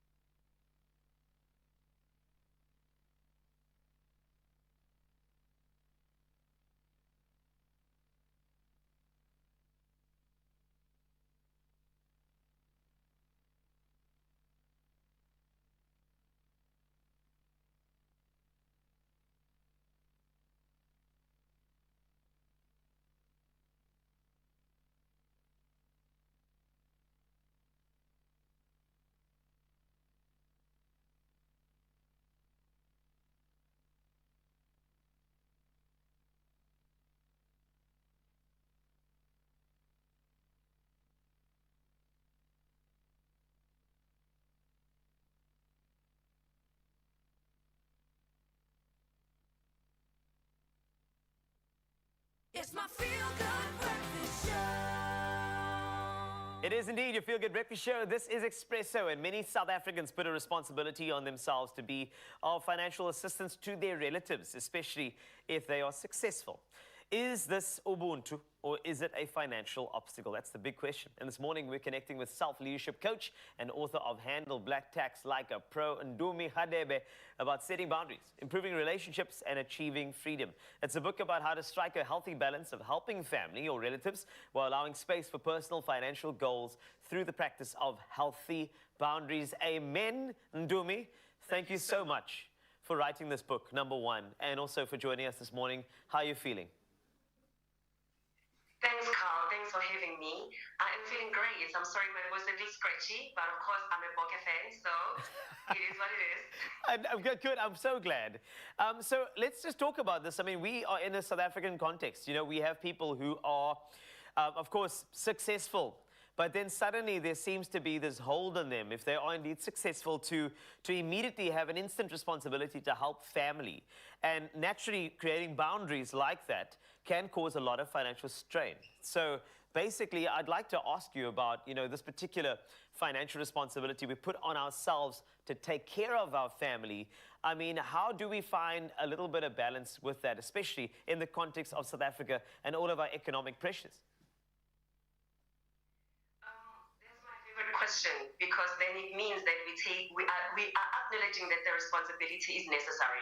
We have to fix and repair the injustices of the past. We have to build our families, and it has to happen within the structure of responsibility. And by that I mean getting into debt to help family is not the wisest thing to do, because it's taking away from yourself and away from that family you are trying to help. Because if it could have been 1,000 rand, why would I spend 1,005 or 2,000 rand to do something that only gives me something that is worth 1,000 rand? So if we were to look at it from that way, then we're realizing that it's okay to delay the things that we need to do by doing them in the way that is affordable and considers longevity and breaking the cycle of black tax. We have to break the cycle. You know, we're pressing on the right bruises here this morning because I guarantee you there are so many people who can relate. And naturally, with no generational wealth in a family and you having to sort of get out of that particular situation, you know, one does feel quite dragged down. You know, you feel like you can't save for the future because there's a present need to help the family. So are we having the right type of financial conversations in the family units, just going forward from young to when you enter the workforce? Are those conversations being had? And if not, what are the barriers to not having these healthy conversations about finances? So the issue, Carl, is that we are not having the conversation at all. We actually are big on complaining on Twitter, on Facebook, sundowners over drinks with our friends, and we are never talking about how we feel about black tax and our challenges around black tax with the beneficiaries of our black tax. So it means our families and our siblings are not aware that this is how we feel or we are strained, you know, as we are now being called the sandwich generation. We've got our parents to look after, we've got ourselves to look after, and our kids, and all of it must be 5-star, must be Instagrammable. So at the end of the day, we need to start with having the conversation first, and then it is then the how we are having the conversation. Because if we are not having the conversation in a way that is proactive, that is structured, that is loving and building the family, it means then we are talking about money and not necessarily about building the family. So it is so important that we have the right conversations. But also, Carl, let's not have the conversation in reaction to a black tax request. Let's have the conversation proactively, you know, when nothing wrong has happened. Preach. Because when you are reactive, you understand the psychology, Ndumi. You know that suddenly it's like, but remember, I raised you. How could you? And I think that's the problem that we are having, is that therein lies some of that, I'm going to call it an emotional pressure when it comes to finances, because there's almost this obligation that's forced upon some of the family members who are in a better financial position to contribute. But better financial position doesn't necessarily mean secure and safe given the future. And I think that's a big problem that we are having there. So when we are having these conversations, what should we consider beyond the fact that we shouldn't be reactive, we should be proactive? What type of, you know, language should we be using, especially with those people who are putting a bit more pressure on us to support them? What are some of the things that we need to be considering in that moment when we are having the proactive conversations? Well, the first important thing is to be willing to be vulnerable with our parents or our loved ones around this conversation, and be transparent that I may look expensive, I may look like I've got money, but I actually don't really have it. I've mastered the art of looking at this, right? Let's have this conversation with our parents. Our parents need to know that we are in debt, and they need to know how dysfunctional this is for our psyche in our ability to attract money and to actually build wealth. So let's have the conversation about building wealth as a family. But more than that, Carl, the one formula always, when I introduce in the book is it's T plus L minus R. T is truth plus love. It means that's the way you're going to go about it, taking accountability and stating how you feel, minusing rightness.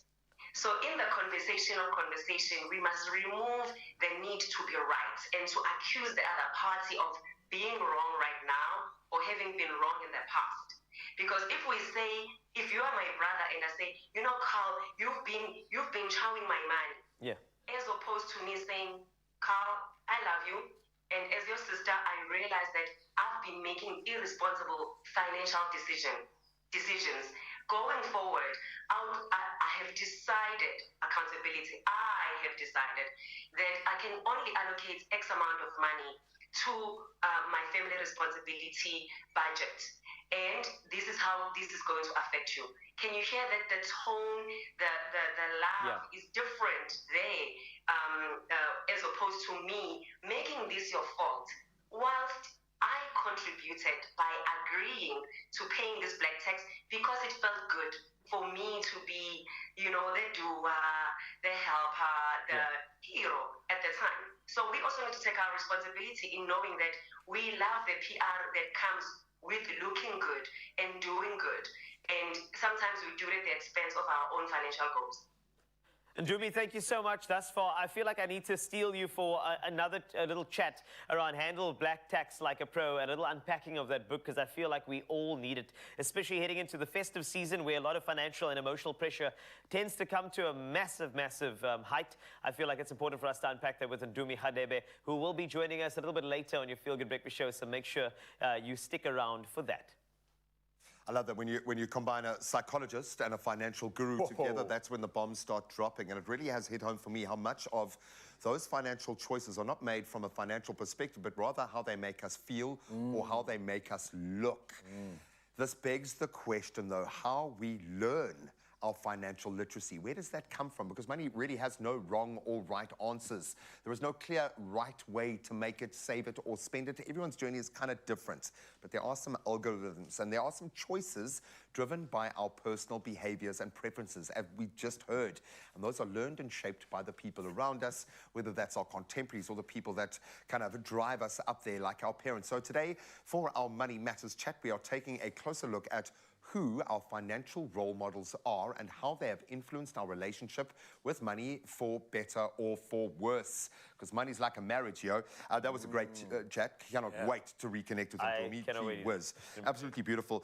So maybe I'm going to put this to you guys, because we've all had a different path, and a lot of it speaks to the generations that have come before us and how we've learned our financial literacy. So financial role models, and this is a good and a bad, because we often get the best and the worst from the same person. Maybe, Raul, I can start with you. Yeah. Have you had financial role models, and what have been some of those major learnings? Yeah, you know what's weird is, like, my mom has been my biggest financial role model, because when she was bringing me up, she didn't have a job. Yeah. So she'd literally teach me how to manage no money. Fussbait. Like, literally, like, we didn't have a lot of cash coming in, but she would somehow find and make a way to still give me what I want, keep me happy, and my mind's blown as to how she did that, because she didn't have a lot of cash, but she would save, she would spend things on what means the most, and she would show me where value is when it comes to spending money, and I didn't get an opportunity to ever waste money, because that wasn't even an option, you know what I mean? It wasn't a luxury. So that was really where I got my sort of inspiration from, Financial resilience. I think our moms probably share a similar vibe. You've been nodding your head like a champ there. What? No, it's because I think it's my dad would be my financial role model, given the fact that there were both good and bad. Yeah. Because there was a lot of financial pressure growing up, and my dad tried to hide me from that, but I wasn't stupid. Yeah. So I could understand what was going on. So every time you offer something or a new top for Civies Day or something to that effect, the response is always, we don't have money, and then he'd pile on the reasons as to why we don't. Yeah. And I think what's that's done is that's echoed a bit of trauma into the life in terms of the way I handle cash. Because then it's about stockpile and not being without, and maybe not in the most healthy way possible. So in this phase of my life, I'm learning to enjoy gathering money and using it on the right things, but at the same time trying to address the trauma that some of that upbringing has brought to me, and saying that my dad didn't understand how to create a bit of environment, a safe environment for me to understand money, and I bless him for that. But it's taught me a lot as well in terms of dealing with my own situation at the moment. Yeah, and I mean, it might have affected your path if you could have gone a completely different route. Exactly. And you might not have the psychology that we get to dip into now. You might have been an uber billionaire, and I've no doubt that you're going to get there, my friend. You. I have no doubt with this balance, but that's the bottom line, that all of us have been informed by someone. What has been the most positive lesson learned? Who has been the most positive financial role model you've had through your journey, do you think, in terms of where you want to go? Whoa, man. I know, again, it sounds crazy, but I'll probably draw back to my family and my parents. My dad was also someone that literally worked every single day, all his life, whatever he could. And again, not having a lot of money, it's crazy to see what he was able to produce with just consistency. Not a lot of cash, but the fact that he sacrificed everything for us. The man never, ever... I actually can't recall a day where he actually went out and did something for himself, because he was clearly just serving the family. So that consistency for me over such a long period of time is the result of where I am today, where our entire family is today, a lot of his family that he supported as well. So it's that consistency, like just grind away, chip away, and whoa, it adds up at the end of the day eventually. That was inspiration. Resilience, man. You've got to have that resilience. Someone who has laid down the wrong kind of framework. And I know you've spoken about the emotional components, and trauma is very much interwoven into a lot of our financial journeys, certainly from our parents' generation, I think. Who hasn't done it? Has there been a moment or someone that you've seen or looked at within your path who've been like, that is a major lesson that I need to unlearn? Growing up, I know that I had neighbors, and these neighbors, they tend to go to the, casino quite often. And what I learned from that is that there was these moments in the household that caused a bit of the ebb and flow. Like, there would be moments where it was a good weekend, and I could tell that my neighbors and my friends over there, they were feeling very good and positive because there was a big weekend. But then there were times where I know that their washing machine was up for sale. And I think when I looked at the ebb and flow, I realized, hey, there's a bit of, also some sort of pathology in the way you understand finances. And that actually opened my world up to, like, it's not just about gathering money and going to grab money. It's also about being okay when you have it. Yeah, that smash and grab. And I think it speaks to that generational trap that we are trying to move beyond. You can be your own financial role model. What does that look like for you? Because now you have the opportunity to empower yourself in this phase of your life. I think definitely taking some of the lessons that I've learned, but also finding balance within that. So for me to be my own financial role model, I think it would be to have financial security, but at the same time, some form of financial freedom, which allows me to enjoy, to unlock, to experience. And it doesn't mean having massive amounts of money and a fancy, flashy car. It just means stimulating the things that make me happy and being able to possibly share that with others. That to me would be the goals. There is so much trauma and emotion attached to money. Absolutely. I think for the three of us, there seems to be a bit of a pressure point in that sense. What will it take to make you proud of your relationship with money? Because I don't like money, I've realized. I kind of see it as a dirty thing because it was like, nah, it's, how would you change that? Like that pride, question. I mean, just because I have a kid, it'll be nice for that kid to have a certain idea of saving. And it's actually happening right now. The awareness of what money means, and that it's actually about the valuation of money, what it represents. The caution in the way you save, but also the fact that you know that the value is the purpose in what that money brings. So if your kid can say, I'm saving for education, I feel like that's such a healthy way of looking at it, because you know that there's purpose to money, but also the overstimulation around the value of money, like happened to me when I was growing up. I think the success for me is knowing that I've imparted the right type of value in money. Yeah, so he has a healthy relationship with money. Doesn't live the rest of his life hating it because of what it can do. It is a very complex relationship, some psychology that we needed this morning. Now, thanks for being so open, guys, because this is a very vulnerable place to be. Money has that kind of effect on us. We want you to foster a relationship with your money that you can be proud of, so that your kids can learn that literacy, so that you can become a role model to those around you, even your contemporaries. And one way to build a great relationship is to have the right bank in your corner and the right bank account for what you need. And the Nedbank My Goals account has been structured exactly like that, to help you save, but also enjoy what you have earned guilt-free, with some incredible discounts, some great rewards that they have on offer in areas that you really can indulge and enjoy without feeling guilty. And if you want to view all of those benefits and those empowerment tools, go to nedbank.co.za. Mabel, check this.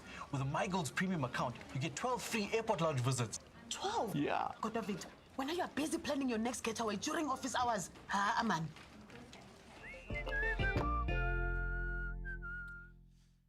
We're going to take the quickest of breaks. Perhaps you are upset about The Rock's wax figure. Don't worry, you're not alone. We'll get into some entertainment news in a moment. Yeah, and on top of that, man, DC Giantis is in the building. The man is here to perform, entertain, and use that mouth for more than just talking. Oh, it's going to get good. Zanzi, don't go anywhere.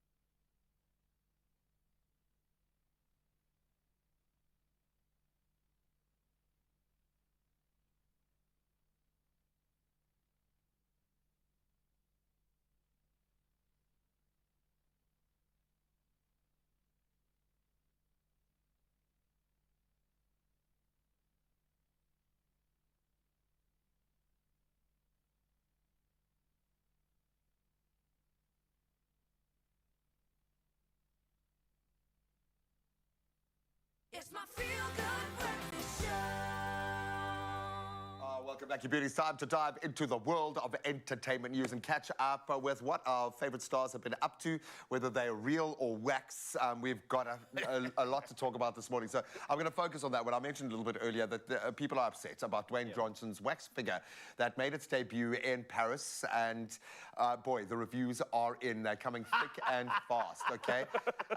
Yeah, I know. We could have probably just left it with that picture, okay? So it was unveiled at the Monsieur Ravine in France, where fans were obviously very quick to notice a slight difference in the skin tone, okay, and a particular likeness to a particular person who isn't family, okay? And we know there has been a fairly kind of public feud between Vin Diesel and Dwayne "The Rock" Johnson, and it does kind of look like they've gone for a 2 for the price of 1 special here and just try to combine them both. Boom. So F11, maybe. Sorry, I think he'll be okay. I think The Rock's confidence He's is not going to be shaken. definitely paler than like Vin Diesel right there. So I don't know where they're going with the pigment there, but whoa, I've never seen that version of him, and I know the comments online were going crazy. So people are not happy, but and it's immortalized. Yeah, there's something that I might have different feelings about. Chris Brown has unveiled the official video for his new single, Sensational. Now, it gets better because it's featuring Davido and Joy, and the video was directed by Child. Now, it features Brown and his troupe showing off slick choreography in different settings. Now, Davido and Joy also appear in the video. Now, this is something for a lot of us to celebrate and get behind, but it was produced by Hard of Whack. That's Sensational is the second single from Brown's upcoming 11th album, 1111. Sensational is the follow-up from the album's lead single, Summer Too Hot, and the project is slated to drop November the 11th. And that's, of course, on Chris Brown. So a lot for Africa to get behind right now and celebrate. I think his backup dancers must be scared when they've got to go to do a dance video with him. Like, oh my word, okay, let's go start training now, because on a different level, man. Proper, like a dance camp just before that. I absolutely love it. That's something to celebrate indeed. You have to. And then, of course, we have some news, and I mean, everybody's waiting for Trevor Noah's podcast in June. Yep. We learned that the South African comedian Trevor Noah was launching a podcast with Spotify now. The countdown has begun. 7 November. What Now will launch on the platform with weekly episodes. Noah is said to go deep in each episode with CEOs, celebs, athletes, entertainers, actors. And, of course, this podcast is going to be one for the books. So head on over to our social media and, of course, let us know who you hope to see on What Now. Personally, definitely Kevin Hart. Oh, yeah, I'm sure. That might be his first, because wasn't Kevin Hart his first... I think a major interview when he took the role in America. It was his first come-up, kind of. Might be right, but I have a feeling ain't nobody going to say no to Trevor Noah now. No. Absolutely love that. Then we love a South African connection when it's making waves globally. DJ Zinhle is no stranger to being trolled online. I think she's got a very thick skin by now, but she took to X, formerly Twitter, obviously, to express her feelings at a user who put together a whole narrative that didn't exist in an X post, which has since been deleted. And I think we're going to see a lot more of this. So Zinhle is seen in a video with her daughter, Cairo, to which the user captioned this: "You will never understand the pain in my heart when my child is crying because she is missing her dad. God help us, DJ Zinhle." Talk about plugging into a nerve. She wrote back, "My baby, the people who wrote this article used a random video. I had posted a random video. What I said and this video were never linked until this article. I wasn't comforting Cairo in this video. We were playing around at Vida. Stop doing too much," because this is there now. It exists in reality, and this is going to inform the way people see her, see life, see their own families. It's insane how far people go in this platform without knowing the facts, her quote continued. And most of the things that bother people on this platform are not even true, just clickbait. But then everyone is so righteous out there, and blindly so. This speaks to maybe the human condition right now. Sure. I don't want your vibe to get killed, Boo, before you go and do a beautiful performance there. So just unplug. I do want to chat, because apparently his mouth's more for talking, well, singing. I don't know. We'll let him talk and it's more than that, man. It's more than that. But I know this is it's certainly triggered a nerve in me, and I would imagine for her, it's just impossible to shield Cairo all the time. But when this sort of stuff is happening, she must just want to disconnect from the real world. Yeah, it definitely gets a bit too much. Man, users of the platform, just be careful. And I think she has received a lot of support, but maybe it's time for the game to change. So think about it before you follow that clickbait. It might not even be true, but I think we now need to lighten the mood. Let's see what this man can do with his mouth. DC. Of course, we need some entertainment. And this guy, I'm so sorry about what was said about you, earlier, about, your mouth being, more for talking versus singing. I got you. I'm sorry, man. It's all good. I'll get him back. You better get him back. I'll get him back. It's so great to have you. Thank you so much. With this amazing suit. Yeah. No. Have to come through. Yeah, I can tell. Have to. You knew you were on TV today. Also an amazing band that's going to be supporting you today. Yeah. But, I mean, you've been in this industry for quite a while, though, and in terms of you developing your style and the authenticity within everything that you curate within your music, what has that journey been like, finding your voice and your uniqueness in this music industry? It's growth, man. I think it just shows that where you start is not where you finish. So when I started, I was trying to be like other people I was seeing. Yes. And then in that, you find the things that make you tick, the things that you really enjoy. Yeah. And then you find the easiest way to communicate, which I think music is that. You need to find an easiest way to communicate your story to people. Exactly, and it's going to be a good story. Talking about communication, this song is called Khola Hliziyo. Yeah. For those who don't speak the language, what does that mean? It basically says, hush my heart, be comforted, my heart. I think a lot of us get into a lot of trouble because we listen to the heart sometimes all the time. You can get hurt and you can get disappointed, but at some point you need to talk to yourself, and say, listen, be comforted. Yeah. Because there's a next day, there's a next moment, and there's a next opportunity. So it's all about that. That's great. I mean, a good thing for a Monday. So there's your lesson for a Monday. Khola Hliziyo coming your way, Mandisa Janchis on your Feel Good Breakfast Show.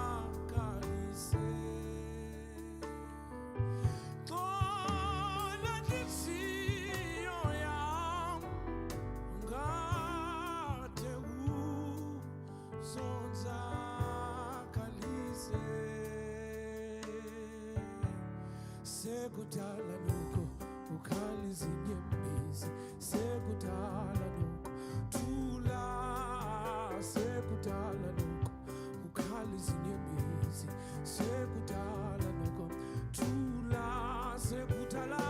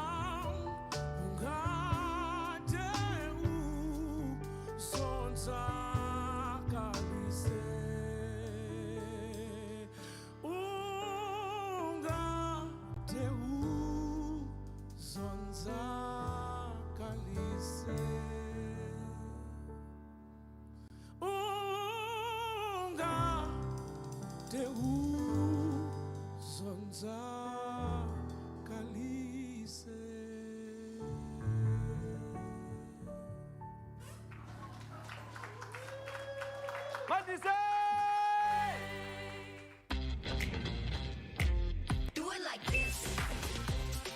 Get it, move it, own it. Do it like this. Bespoke.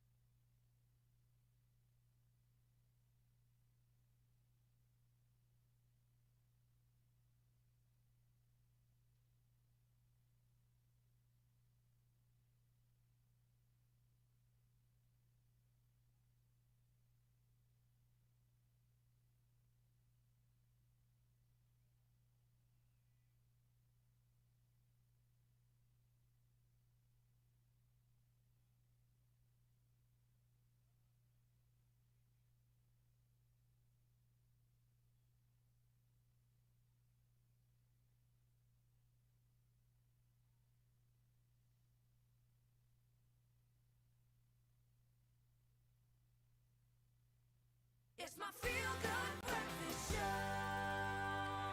Welcome back to your Feel Good Breakfast Show, Expresso, and we are back with our special guest, Ndumi Hadebe, self-leadership coach and author of Handle Black Tax Like a Pro, talking about setting financial boundaries, improving relationships, and achieving financial freedom, something so critical at this time of year in this country, our beautiful South Africa. Ndumi, welcome back. We are very excited to hear more about your book and how it's been a blueprint for us to understand finances and family, two F words that get very complicated, naturally. So Ndumi, let's start here with the boundary conversation. Because to be fair, personally, I've had this conversation before. And what it does, it causes pressure. It causes a lot of feelings of you are forgetting where you come from. You're forgetting how hard I worked when you were on your come up. And now that you are there, suddenly you're setting boundaries. So how do we create peace in that particular moment to create balance and, of course, a sense of financial security for ourselves and then, of course, to our family? Thanks for that question. Before the break, we touched on truth plus love minus rightness, Yes. right? So that creates an environment that is conducive to having a loving and healthy conversation about boundaries, about money, etc. And with that, it means then we are having a discussion, whether it's a family meeting or however it feels like for that specific family in the dynamic. But what's important here is for us, the people that are earning the money, to take responsibility in knowing that our parents have never been in our shoes. They don't know the money that we are making or we are not making. So we have to be the ones that sit them down and say, we would like to do things differently for this family because there is no guarantee, Carl, that your kids and my kids are going to be around to black tax for you and I. Yeah. So with that, it means you and I have to, in this generation, we have to do finances differently. Yes. We need to help within the parameters of responsibility. And by that, I mean having to take time and say to our families, look, I would love to help and I can go up to so far. I would love to help, but I can't do that at the expense of my financial goals. I cannot do that at the expense of the goals that I have for this family. Because the truth is that how you turn out financially, it does impact your family. Because if 5 years down the line, you no longer have money, it means now you must be someone else's responsibility. And therefore, it means you setting boundaries.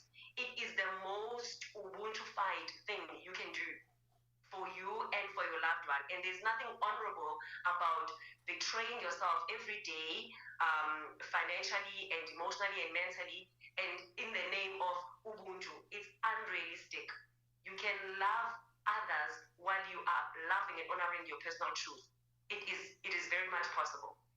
I'd like to hug you, but I'm not going to do that now because Ubuntufication is very, very important in the context and understanding it, though, because it's happening to so many families, Ndumi, you know this. And that's why we have resources like Handle Black Tax Like a Pro.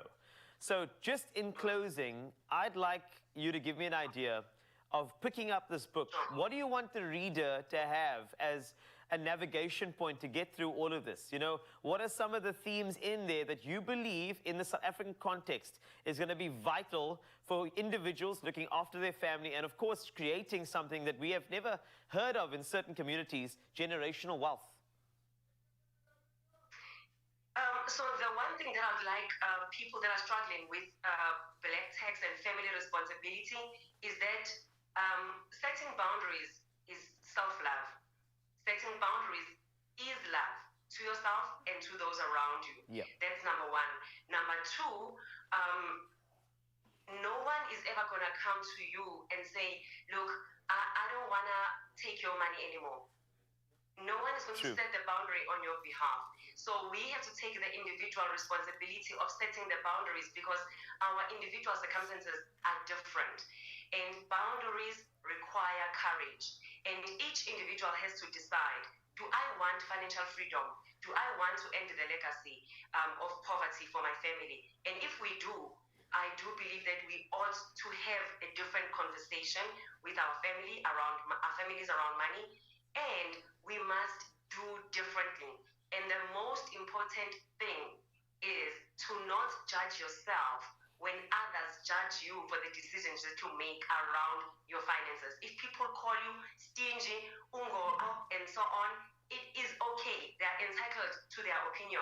You hold your view because it means you are doing what we are struggling to do in this generation, which is delayed gratification. We are where we are because we want everything instant. We do credits because we want everything to be now. Wow. We watching this now because we want everything now.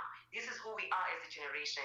And if we can survive the pressure of doing everything right now and pace ourselves, we will be able to retire comfortably and make sure that our children do not have the pressure to look after us. Because they won't be here, hey, they'll be somewhere overseas in China, in Korea. Exactly. You know what I mean? So we need to know this. So we must do differently for us to achieve different results. Ndumi, thank you so much. That is powerful. It really is. Thanks for joining us on your Feel Good Breakfast Show.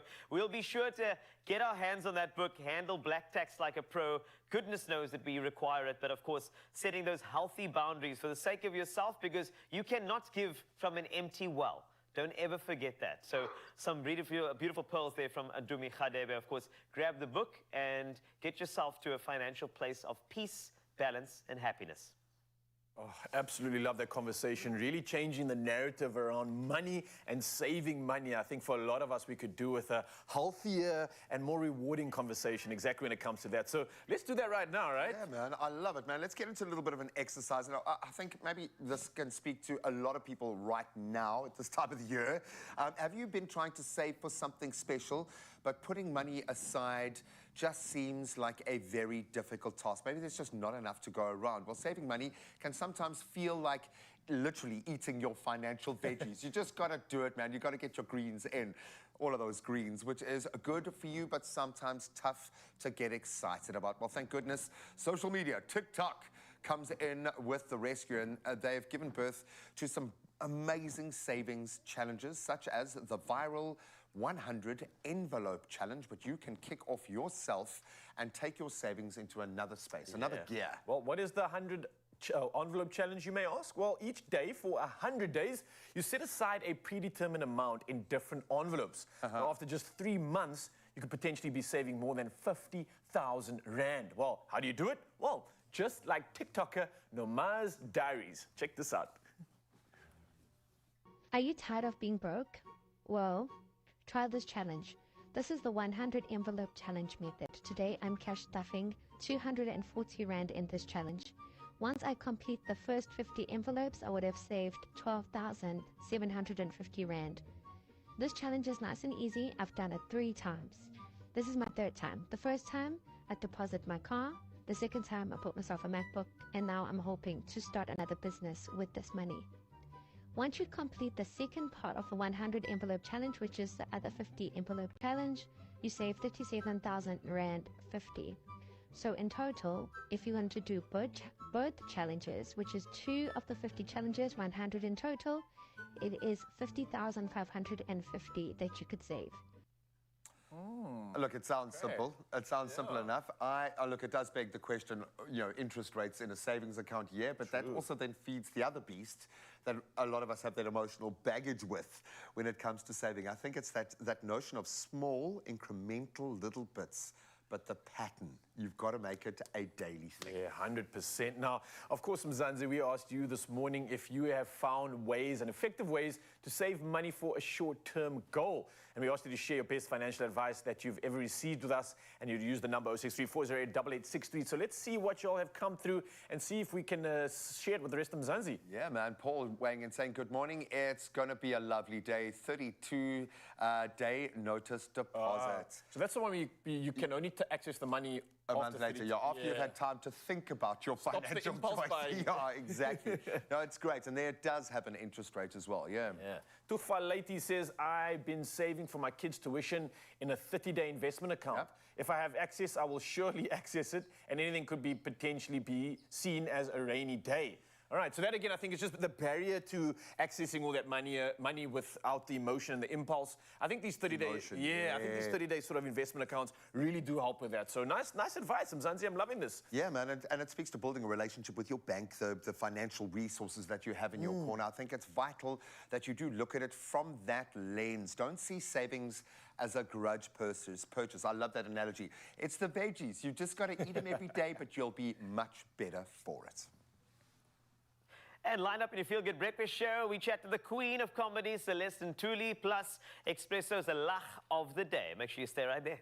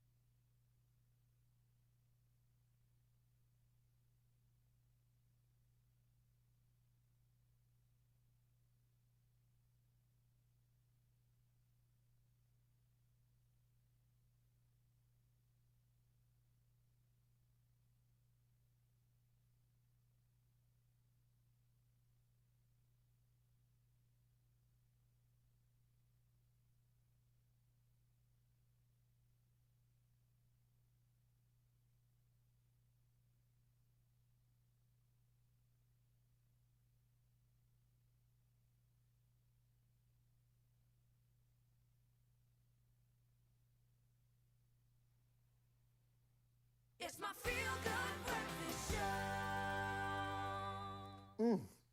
Oh, just sipping on the good stuff right here, and that's your Feel Good Breakfast Show. Welcome back, Mzansi. So much to look forward to this morning. Of course, we still got entertainment coming at you. We've got Celeste Ntuli that is going to be diving into some comedy conversation. We still got Mandisi here to entertain us, and Lach of the Day. So much to be coming through on your Feel Good Breakfast Show. So much to look forward to, and of course, still serving you as well, Mzansi. And official duties are coming at you. Standing by right now is Kalitos with the latest when it comes to all things news. Sip and enjoy. Let's say cheers to the news for now on your Feel Good Breakfast Show. And starting nationally, the CEO of the Road Traffic Management Corporation, Makosini Msibi, says more arrests can be expected regarding the fraudulent issuing of motor vehicle licenses.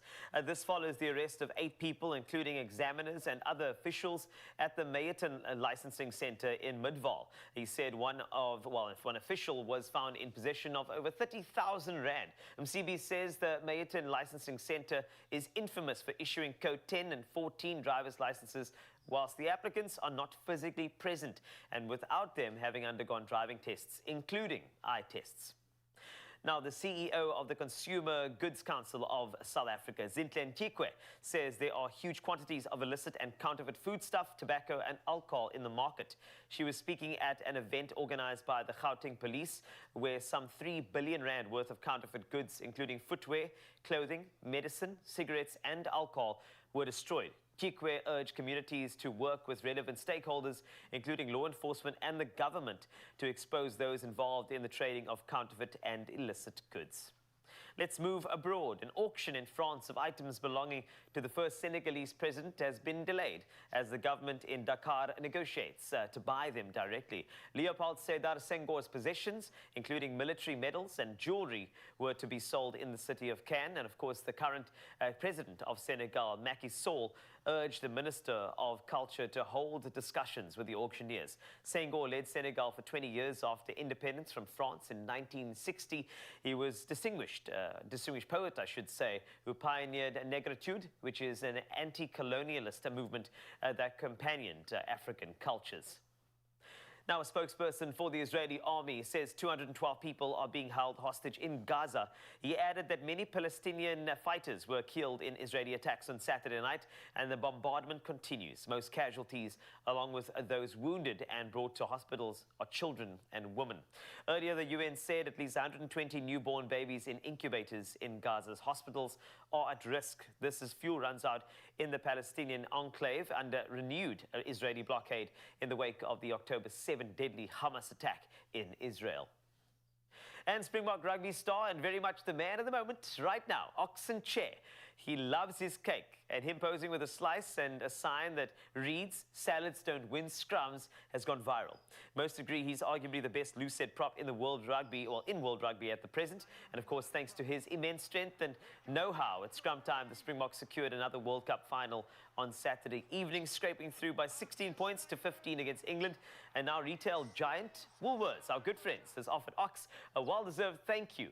A year's supply of their decadent chocolate cake, as Ox loves cake. This gift from Woolies is perfect for Ox, and of course for us to win scrums, especially against the All Blacks very, very soon. That's it for news for now. Let's take a look at the real sport. Here's Graham.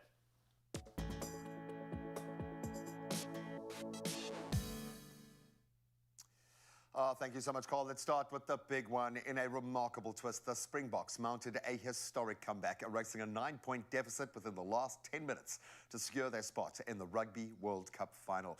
They defeated England 16-15 in a nail-biter. Of course, 6-12 down at half-time at the Stade de France, positioning themselves now just 80 minutes away from their record-breaking 4th World Cup triumph, if they can get past New Zealand, of course, in that final. Both teams sharing that same quest for victory and a record 4th World Cup trophy, promising what will be probably the most epic showdown in rugby history. That final between the Springboks and the All Blacks will go down on Saturday, the 28th of October at 9 p.m. Now, of course, we have the small matter of the URC kicking off again, and SA came good. The Stormers managing a nail-biting 35-33 victory over a resurgent Emirates Lions, thwarting a late resurgence in their derby. Now leading 35-14 with 20 minutes left on the clock, the Lions clawed their way back with 4 late tries, and in so doing securing those very crucial 2 bonus points. And rising star Sasha Feinberg and Ngoma Zulu was the standout performer, claiming man of the match honours in the process. Meanwhile, in a dominant display elsewhere, the Vodacom Bulls sent out a pretty powerful message early on with a 63-21 thrashing of the Scarlets. And then the reigning champions Munster, while they kicked off their title defence where they left off, 34-21, their win line over the Sharks, bagging a full haul of log points in the process as well. Then on to the cricket, and Heinrich Klaassen's scintillating maiden ICC Men's Cricket World Cup century, I have a feeling the first of many, led South Africa to a stunning 229-run victory over defending champions England at Mumbai's Wankhede Stadium over the weekend. So Klaassen's 109 from 67 balls, featuring 12 fours and 4 sixes, powered the Proteas to a massive total of 399. Then Marco Janssen's exceptional performance all round, unbeaten 75 with a bat of 42, and then 2 wickets for just 35 runs. That solidified the victory, with additional contributions from Reza Hendricks, a late call, 85 he got, and then Rassie van der Dussen with a quick-fire 60. And then England, well, they had no answer. They struggled, bowled out for 170 in just 22 overs, in fact marking their heaviest ODI defeat. So the Proteas next face Bangladesh, and that's tomorrow, kicking off at 10:30 a.m. Then a bit of spice in the world of motorsport. So initially we had reported that triple world champion Max Verstappen had fended off Lewis Hamilton's strong pursuit to secure his 50th Formula One career win and a record equaling 15th for the season at the US Grand Prix. And Hamilton, who finished a close second, trailing just 2.225 seconds behind him, while McLaren's Lando Norris claimed third. But it seems to have come out now that both Charles Leclerc and Hamilton have both been disqualified after a post-race decision was made that the boards underneath their cars, which obviously carry a significant weight, were too worn down. So we're going to watch that story mushroom this week, undoubtedly. But it seems that Hamilton has been stripped of that podium finish. So we'll wait to see if that gets confirmed. But that's where we leave our spicy sport for this Monday morning. You can keep sharing the bochies as much as you want. Yes, we're in the final, baby.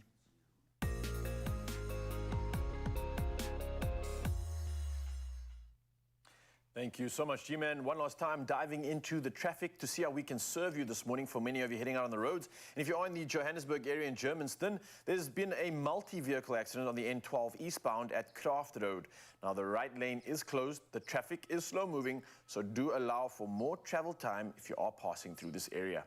From Johannesburg now, we head over to Cape Town and Stellenbosch. There's congestion on the R300, and that's northbound at the Van Riebeek Road. So if you are driving through, as you can see in our visuals, you can definitely expect delays in this area. Sticking to Cape Town, there's a stationary vehicle on the N7, and that's southbound. Again, the visual showing clearly that this is taking place at the N1. The left lane is obstructed here, so no expected delays. But again, for anybody heading out on the roads this morning, no matter where you are in the country, buckle up, stay safe, and plan your route accordingly. From the road to the sky, let's find out what's happening one last time when it comes to weather.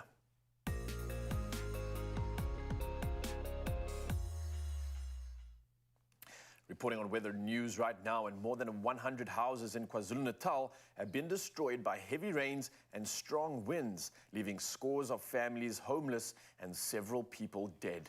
Now, provincial disaster management teams yesterday said they were assisting those affected, particularly in the Mtabutabu in the northern part of the province, where at least 4 people lost their lives when a thunderstorm accompanied by strong winds hit the area. Now, the storm ripped roofs off houses and caused damage to power cables, roads, bridges, and vehicles. Now, reports of exceptionally heavy downfalls were also received from the Greater Kokstad municipality, the Umzimkhulu municipality, the Mpofana local municipality, and at Ulundi in the Zululand district municipality. Now, a block of rental rooms was blown away by strong winds on Saturday night, but no reports of injuries were received. Well, from our weather news, let's take one last look at the temperatures that you can expect for your day.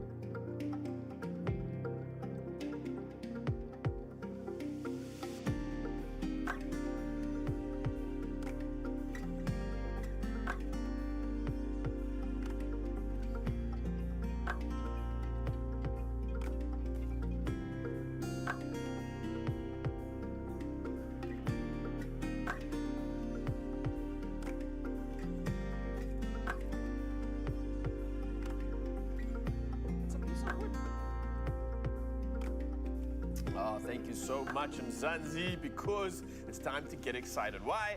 It's time for those sunrise views, and our last one of the hour. This one was shared by Anissa Dawood, and she's come through all the way from Mshlanga, and this is what she had to say. A lovely sunny day after 2 days of dull, rainy weather.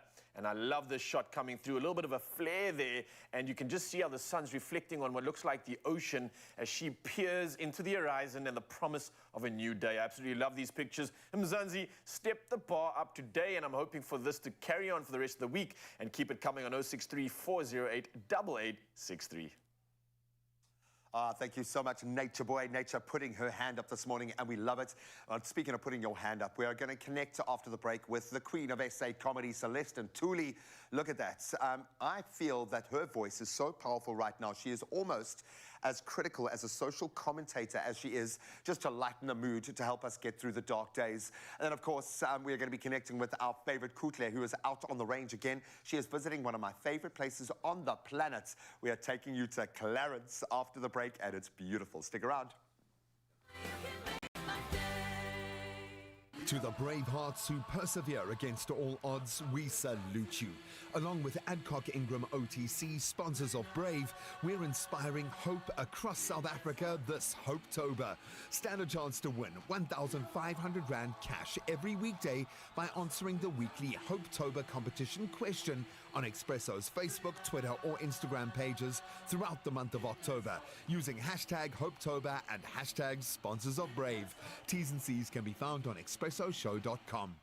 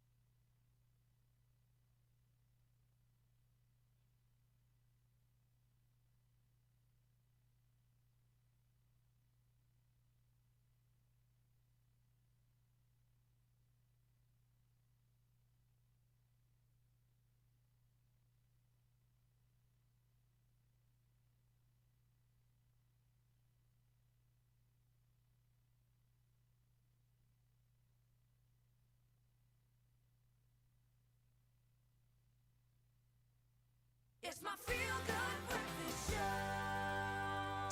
Welcome back to your Feel Good plug-in on this Monday morning. Let's make it even more feel good. I think there can be so much negativity in the world that we really do need to sometimes remind ourselves to just laugh a little, take the edge off and not take life too seriously. Fortunately, as South Africans, we have an impeccable sense of humor and we find the comic relief in almost everyday life. And we've got the perfect custodians for those moments. Here to chat about her love of laughter is talented comedian, actress, presenter, just awesome social commentator, Celeste Ntuli, ahead of her episode on the Insider SA tonight. She is ready for it. My friend, how are you, first of all? How's life at this crazy time of the year? It's lovely. Thank God that we've got matching tops. Exactly, babe. Exactly. I know you are always laughing. Yeah, it's always lovely to be interviewed by you guys. I'm feeling like I've had a couple of breakfast day treats to you with having a nice espresso. I love it, and we are here for that. SABC for also taking me out, and people are gonna see the love of travel. I had a great time. It was the most fun, most light, most amazing. I didn't even feel like I was being interviewed. I felt like I was being taken out on a nice excursion. I'm so glad, because that's the whole point, is people want to see behind the veil. And obviously you are very authentic. When you deliver your comedy, there is something just so true, and yes, South African, but we all plug into that same South African narrative, but you just have a way of being able to find humor that is just so genius, and it helps us kind of take the load off, which is amazing. So thank you for that. Have you always been like that, though? Were you always the kid kind of taking the edge off and making light of dark situations? Have you always been the comedian? Yes, I won't lie. I've always been that whole thing of, when things are tough, I just make fun of it. I make a joke out of it. I remember when my mom was shocked that my sisters are married to the French guy. I said, don't worry, I'm bringing a Nigerian. I love it. So you must have... Well, you must have those situations every day now. What do you look to right now? Because the world is in a pretty dark, polarized place at the moment. What do you look for when you want to find that comic material? Do you go to the newspapers? Do you go to social media? Where do you kind of get fed this comic fodder? I think in South Africa, we have access of information and funny things. Like every day you wake up, everything has been made funny off or fun off. So I don't even think we have to go as far as searching for it, because honestly, if you're South African, you are lucky. It happens every day. There's like an amazing story every other corner, some tragic, some not.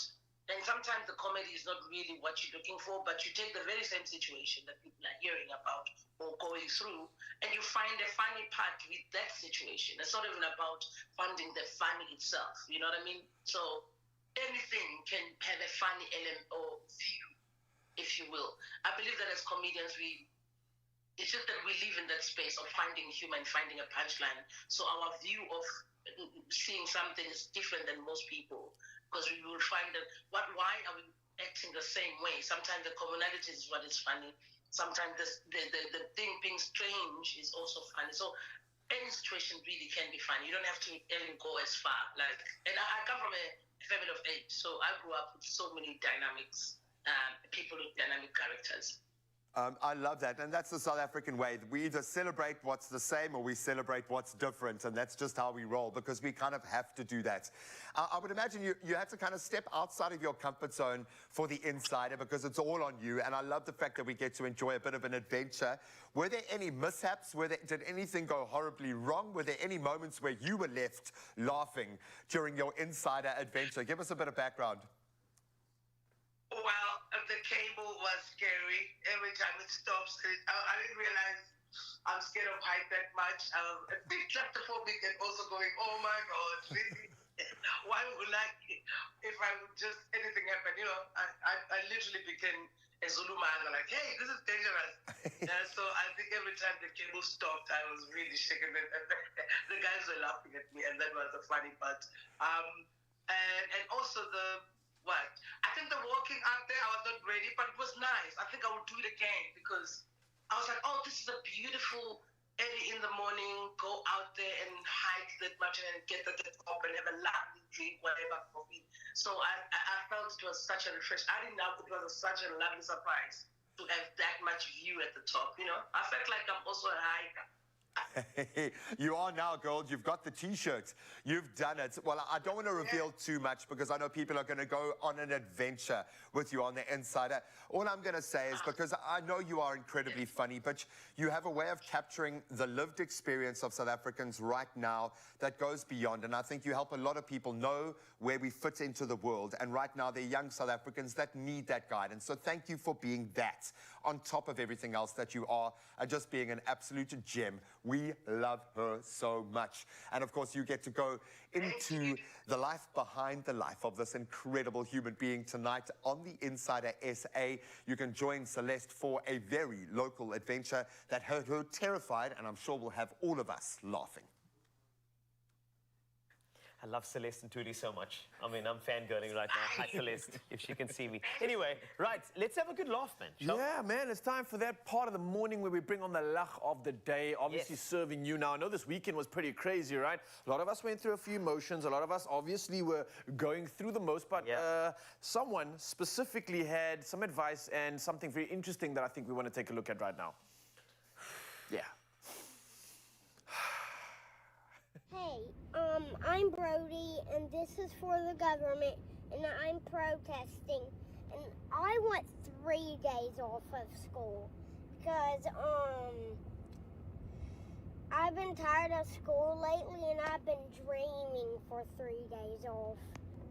2 days is not enough from school. I need 3 days off. I need time to just play and go with Nene and stay home and do whatever I want. Bro, preaching absolute facts. He's got my vote, Brody. Yep. I'm in your corner, bruv. Especially after that weekend. We deserve today off, actually. I think they should make Friday a holiday so we can just prepare for the weekend, right? Sure, especially this weekend. I want Friday and Monday off. Yeah, because bring it's gonna on be the all of 3 that. I mean, days. it will make a lot of sense. But of course, if you want a bit of adventure and you want to play a bit more, I think you need to follow Kutle, because Kutle went on an adventure to Clarence, which is guaranteed to make you feel a bit more relaxed. It is indeed. Now, she was being entertained by all the magic out there, but you are too, Mzansi. We're going to carry on entertaining you. Mandisi is in the house. He's going to be spitting them beautiful vocals, sharing his magic, and we cannot wait for it. We'll see you after this.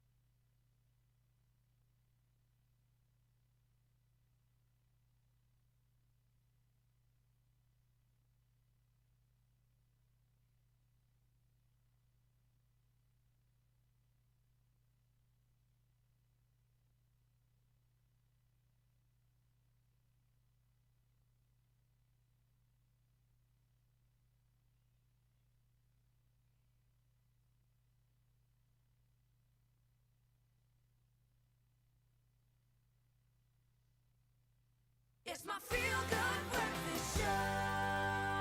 Welcome back to #Expresso Show. My name is Carl, this is Raul and Graham. We're here for one conversation, and that is around how technology kind of evolves, and it actually makes our lives a bit easier, faster, safer, and more convenient. And having said that, it's almost impossible to imagine our finances without some technology, from online banking to online shopping, and even just smartphones themselves. Technology has significantly enhanced our financial experience. So today, I've gathered the team to unpack how we utilize technology and making sure that it's used for our benefit. And the first question I want to ask these two very good-looking gentlemen who can make lots of money just based on their looks is quite simple. Online and mobile banking platforms, how have they changed your relationship with money? It's a very, very important thing because it's all there in front of you, on your phone, on your PC. Raul, let's go to you. How's it changed? Bro, I come from the old school days where I put my money in an envelope on a mattress. I didn't trust the banks at all. And I think right now what money is, I mean, what the banks are really allowing me to be able to do, especially with it being online, is being able to see my money. Yes. Like, I would always, I remember, back in the day when I first opened up an account, you'd put money in, and you wouldn't often, be able to see how much is in there unless you went to a teller or you went go to the ATM bank to see how much money you have. Yes, I remember that. You'd walk all the way there. And I'd sometimes be like, ooh, what's it gonna be? Is it high? Oh, no. But now I have, you gotta walk all the way home. It's like opening your fridge. Because I'm not gonna get a taxi. But literally now you have so much more power seeing the dashboard of your financial life, right in the palm of your hand. It really does give me control. Yeah, it's empowering, and it's that being able to pay when you need to, when some things haven't worked out. You've got options now, you've got adaptability now. Yeah. For me, I just don't go into the bank anymore. I don't need to, and I'm lucky that my bank has a really good mobile platform, which I utilize so much. savings pockets and things like that. So you can see it. You're so right. When you can see everything in one dashboard, how it works, it makes a massive difference. So much easier, yeah. It's the accessibility and crunch moments. For me. That's where the technology has made a difference. So let's talk about the fact that we have the versatility of a watch to pay for things. Our phones, we can tap to pay as well on the phone. So here's the thing. I mean, how has that been a game changer in terms of navigating, you know, the purchasing and actually getting around and doing a thing? I'm saving so much money because I don't leave like a 50 Rand note in my pocket every time I go out for that emergency. I'd always have like a small, maybe like 100 Rand. Yes. Bro, I lose money like that all the time because I don't know where I put it and I forget about it. Or you find it months later. Yeah, literally. So like when I go hike and stuff, right? I don't want to take my wallet around because I don't want to lose that. It's so cool to have my phone with my cards on and just tap away. It really is, it has saved me in so many situations. Yeah, and I've been there where I've chosen one card and then now that place doesn't take that particular card and you're like, and you've got a queue of 9 people behind you. Yeah, you feel that pressure, Boop, done. Yeah, no, it has. The adaptability is on a different level now. So now, from the actual paying for things, naturally, the older you get, the more sort of, you know, sort of accounts you have, cards you have, etc. You know how that goes, man. So just in terms of decision-making, right? When you have all of these resources, you've got the tap to pay, you've got online banking, mobile banking, etc. Tell me about how that actually changes the way you think about your money as well. I know you touched on it now in your answers, but decision-making is very, very big. So how does it help you make better decisions going forward? I think because you have that control and you have the dashboard, you can literally constantly see what's going in and what's going out. Yeah. You can, at that very point in time, monitor, hey, we need to slow down, or, you know what, you can afford this. You've got some more in the bank. With that being said, I mean, the options of like having so many different savings accounts now, we can save for so many things and have that included in our dashboard as well. I think it really just empowers you to make informed decisions. It protects you. Something just dawned on me. If I didn't have that app and the ability to block a card, I would have lost about 38 grand because I got duped and someone was just doing Google Play subscriptions through my account. And luckily I got a warning and then was able to literally go on and cancel that immediately. And I'm thinking that's having that gateway, that kind of last line of defense. But it also means you can go back and look what went off yesterday. You can be in control in real time. And accountable, I like that. So I think I would imagine a lot of people have been saved a lot of trauma as a result of having that adaptability. Lovely. Technology has saved us, of course, last line of defense. But also when it comes to decision making, we have a dashboard, as the gents mentioned, that's all in front of us, and we can see exactly what line of sight is financially. So Vodacom Enhance, all right, it makes it easier and safer and more convenient than ever to manage your finances by enabling you to pay for your streaming platforms, your music subscriptions, smart tech, and even device insurance all on one bill when you add these items to your plan. This simplifies the paying process and, of course, gives you total peace of mind. To view all the devices and deals on offer, visit voda.com/enhance. Mzansi, enhance what you love. Add more of what you need to your contract. Choose from a range of enhanced options in-store or online. Further together, Vodacom. Oh, all this talk of money, it's definitely getting me the feels to start moving, start shaking, doing something a little bit spend some money, man. Yeah, let's spend some money. I mean, once we have our finance sorted, I mean, we can budget and we can save for like a fantastic holiday, right, Gene? And there are some places that won't break the bank. The best way to own your own present, to earn it, I absolutely love that, is to make decisions that make you happy and find places that let that sing. So if you're looking for a mountain kingdom that can do just that, we have found it, providing you with the perfect escape for some downtime and some truly majestic landscapes. And Kutle got to explore the beautiful town of Clarence. It stands alone for a very luxurious stay at the 4-star Protea Hotel by Marriott, Clarence. Let's get a little jelly right now. Jelly?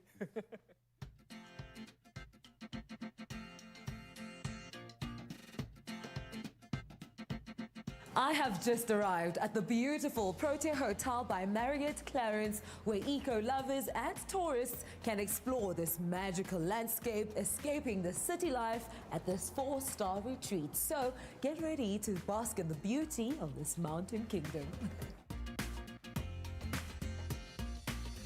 And what stood out for me initially has to be the fact that the hotel is nestled within mountains with majestic views, and the service truly impeccable. The staff are so warm, you truly feel like you are home away from home.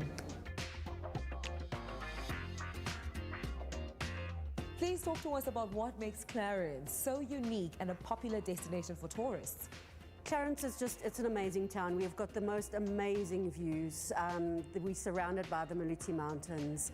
We have so many different activities that you can do in our area. If you want to wander around town or go and play golf, we've got our beautiful hiking trails as well as some amazing adventure activities. Why do you think that it's important to support local artists? We just have so many talented people here in Clarence that we feel it is of utmost importance that we support all of them and our community. But right now, I think my first activity is hiking. What do you think I can expect from the trail? Beautiful views, some stunning views. It'll be absolutely amazing.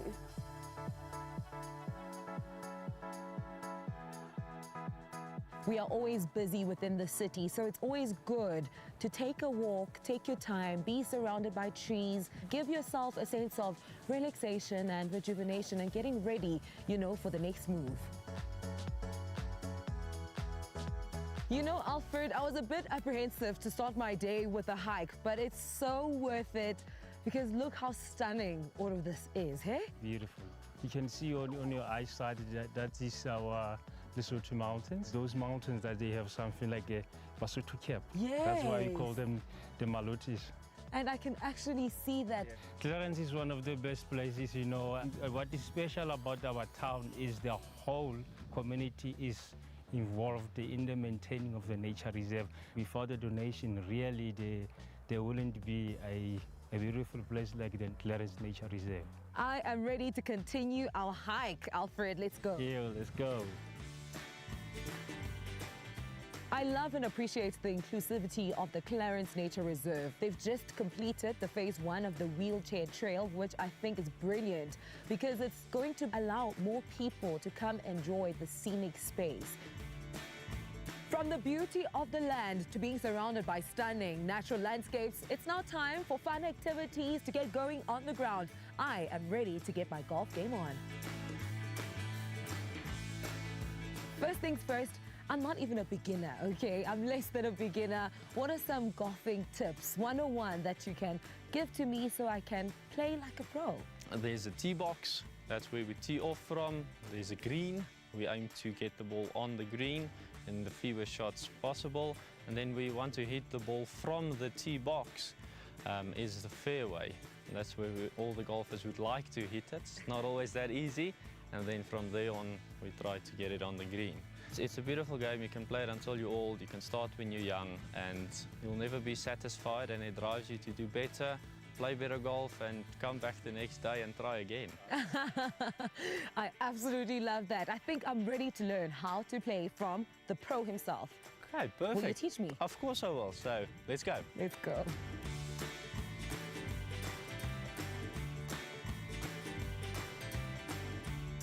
Wish me luck. Good luck, you've got Here this. we go. Perfect stuff, well done. There you go.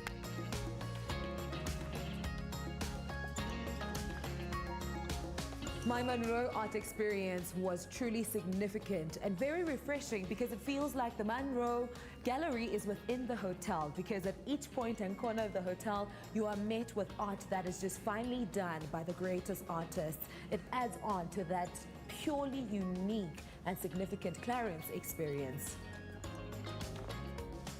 We all feel the same about jewels and food, right? We want it all. It's time for us to feast at the gorgeous Jewel restaurant, which happens to be in the house.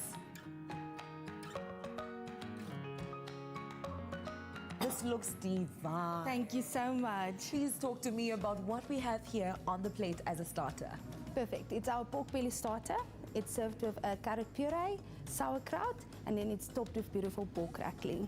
It looks divine. Please tell me more about what we're going to have from the menu this evening. Your main course you're going to have is oxtail, served with mashed potatoes and roasted veggies from our garden, and then to top it off, a beautiful chocolate brownie.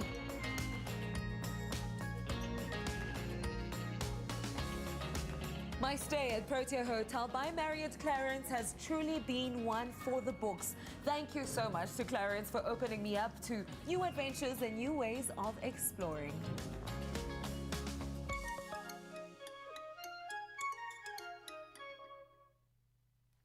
Okay, gents, it's official. Are we planning a road trip to Clarence? Come on, let's go. Who's driving? I don't think I ever came back from Clarence, to be honest. I left a little piece of myself there, bro. Love it. Oh, you can see why, though. I mean, quickly looking like you had an absolute jewel and reminding us that we definitely need to go outside and make the most of Mzansi. Yeah, some U time is important, so get ready for incredible deals when you sign up as a Marriott Bonvoy member.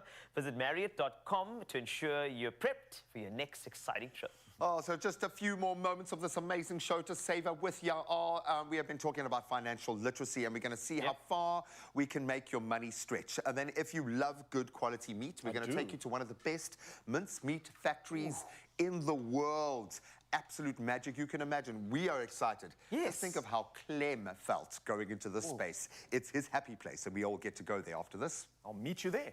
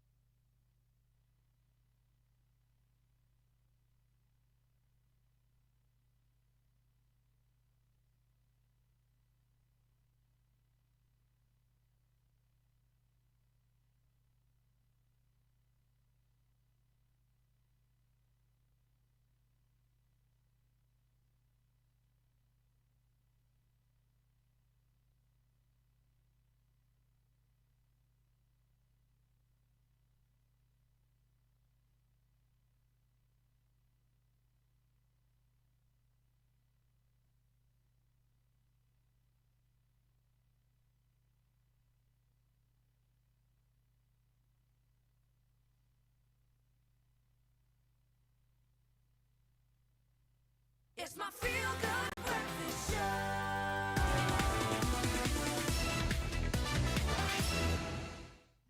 Welcome back to Feel Good Breakfast Show Expresso, and of course, let's get you in the game, shall we? Are you trying to make your hard-earned money last until the month end? Of course, while saving for perhaps something special. I mean, everybody needs to save, and we've all been there counting the pennies, but this month's game wants to help make your money stretch with a chance to win a 2,000 Rand shopping voucher. Yeah, just in time for Christmas, baby. So simply tell us this. When you're saving for something on your game store's wish list, which could be quite a long list, how do you make your money stretch until month end? We want some gems here.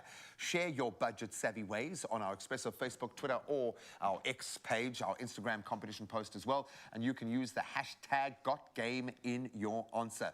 Those T's and C's can be found on expressoshow.com, our website. The competition closes Tuesday, the 31st of October at midnight. I have a feeling we're going to, this close to Christmas, get a lot of entrants.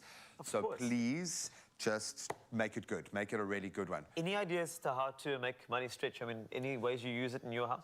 When it comes to Christmas, I plant a lot of seeds with the in-laws, okay? And because they spoil the kids rotten over Christmas, and that's how we get it across the line. So I feel like I'm in my kids' corner when it comes to Christmas. No, this time of the year, you've just got to be very practical about it. And, you know, we live lean in October, even leaner in November, so that we can have a December. That's how it works, I think. You know what? Personally, when it comes to those big lunches, etc., the way I've looked at it, in the past, you know what? I feel like that abundance was a way of showing like somebody got a bonus in the house. And I've tried to stop that and say, let's cater for people and let's not waste food. Because I know there's Boxing Day, I get it. But I think when you don't waste food and you actually plan out your Christmas lunches and your lunches actually going forward into that festive, I think it makes a lot more sense. Completely. I love that. Excess is out the window. That's not the vibe this Christmas.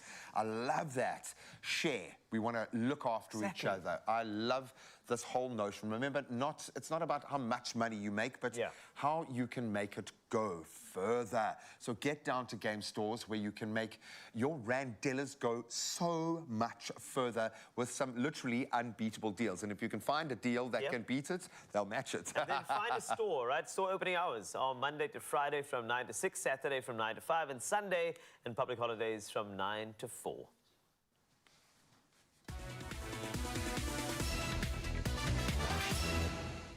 I love that conversation, gentlemen. But for now, though, I've got a question for you. Ever wondered what goes into your mince? Well, Woolworths are devoted to ensuring that nothing but the premium quality cuts go into it and nothing involving scrap. So Chef Clem headed down to Excellent Meat to do exactly that, to find out and learn more about how we make our mince and what goes into the process. Let's take a look.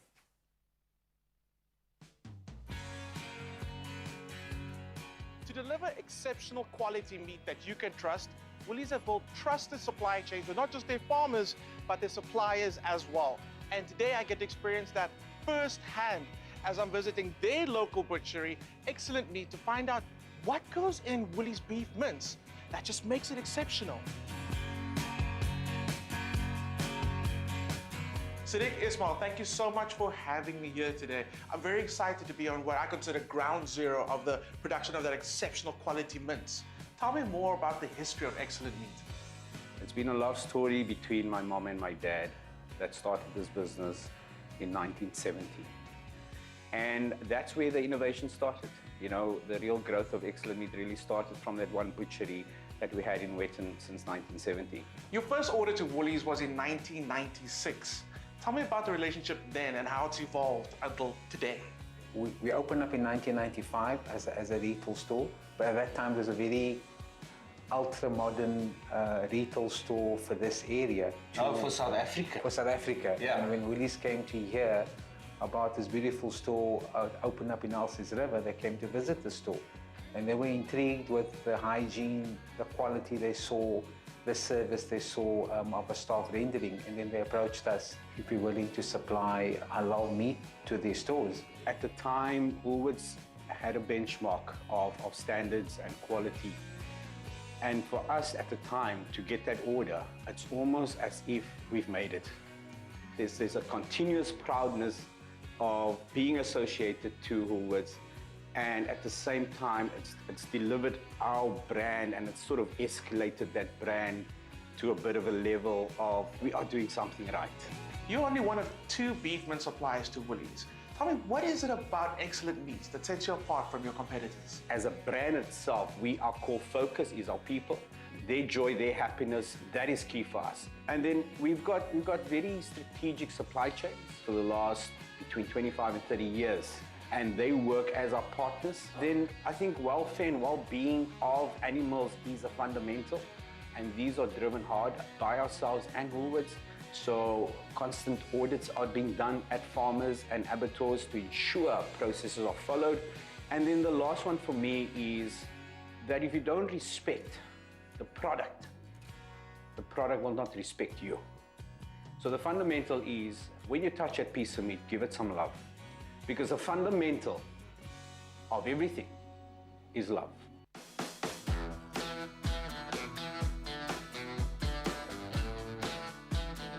Mervyn, what an operation.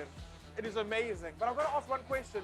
The first thing I saw when I walked to the production site is no one's wearing gloves. Why is that? That is to make sure, and this is from previous experience, where customers found a piece of glove in the mince. And secondly, it's an hygienic requirement that people rather frequently wash hands as opposed to using gloves. I love that. And it makes so much sense. Now, no 2 packs of mince are ever the same. How would you describe exceptional quality mince? The requirements that's laid down by our customer, Woolworths, that we abide by every single specification laid down. From the raw material being received, the processes that we follow, that we maintain the safe temperature controls, the end of that would be the perfect pack of mince. I'm seeing everything this morning and I'm so impressed, but I've got so many questions for you. Go for it, please. Woolies only have 2 beef-approved mince suppliers. Why is that? And what kind of criteria are you setting for these suppliers? It's not just the criteria that we put. It's like a marriage, if I could call it. You know, it's a partnership that's been grown with years with our 2 suppliers. We've got one in Western Cape, which is Excellent Meat, where we're at now today. which looks after the region of Western Cape and going up into Eastern Cape. We share the same values internally with Excellent Meat, all about the customer at the end of the day, but from the product, the service, and the experience that we give the customer at the end of the day, we share those same values together. There's this preconceived idea that mince is made out of scraps, but that's definitely not the case. Can you tell me what goes into Woolies mince? Don't use scraps. What we use on our side is round cuts or whole mussels. We'll take it off the bone and put that through the machine and chop it up into the fine pieces and mince it through. And putting it through a mincer, we get the best results for mince out of that. With that cut, we almost like guarantee very little or no grizzle in the mince. And with our further processing of it, where we have grizzle extraction, whatever little there came in with it, we can extract from that. I'm saying this is a very high-tech facility. How are you using technology to reach those requirements and that standard of exceptional quality? So part of our agreement with Woolworths is that we will secure to them that we will not exceed the declared fat content in our mince. We have the tools to actually secure that that is spot on and not an estimation. So the POS machine gives us the perfect fat content of that 1 kilogram of mince. And that way, we can secure that what we declare we deliver to the customer is actually what we deliver. Part of our commitment to Woolworths is that we will not send any pack to any consumer that is not 1 kilogram. So part of our equipment is we've got a rejection where the machine would not print the label if the weight is registered below 1 kilogram. You know, one of Woolworths, something I really admire is how they invest in their supply chain. There's honesty, there's integrity, there's clarity, there's loyalty, which any business desires for. As long as we do our part, they 100% do their part. We don't believe we are the best, and I'll be honest with you on that one. But what I can tell you, that every day we come to work, my team, staff, leadership, we will do our best. What that means at the end of the day, as long as you do your best in what you need to do, follow due diligence processes, follow specifications, the outcome of that will always be great. Our chase is not profits. Our chase is to deliver what was promised.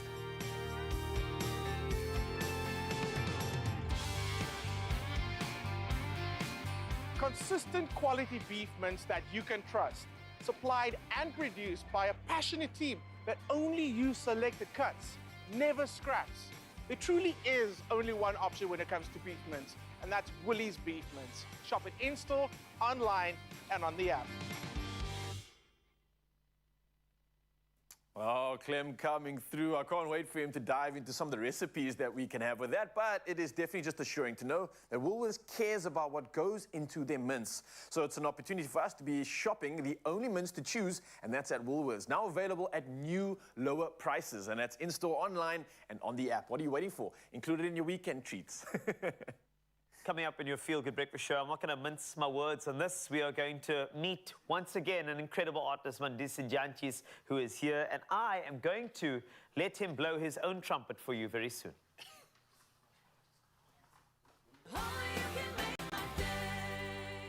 Join us as we inspire hope across South Africa on Friday, the 27th of October. It's the Hope-tober Takeover right here on Expresso. Brought to you by Adcock Ingram OTC, sponsors of Brave.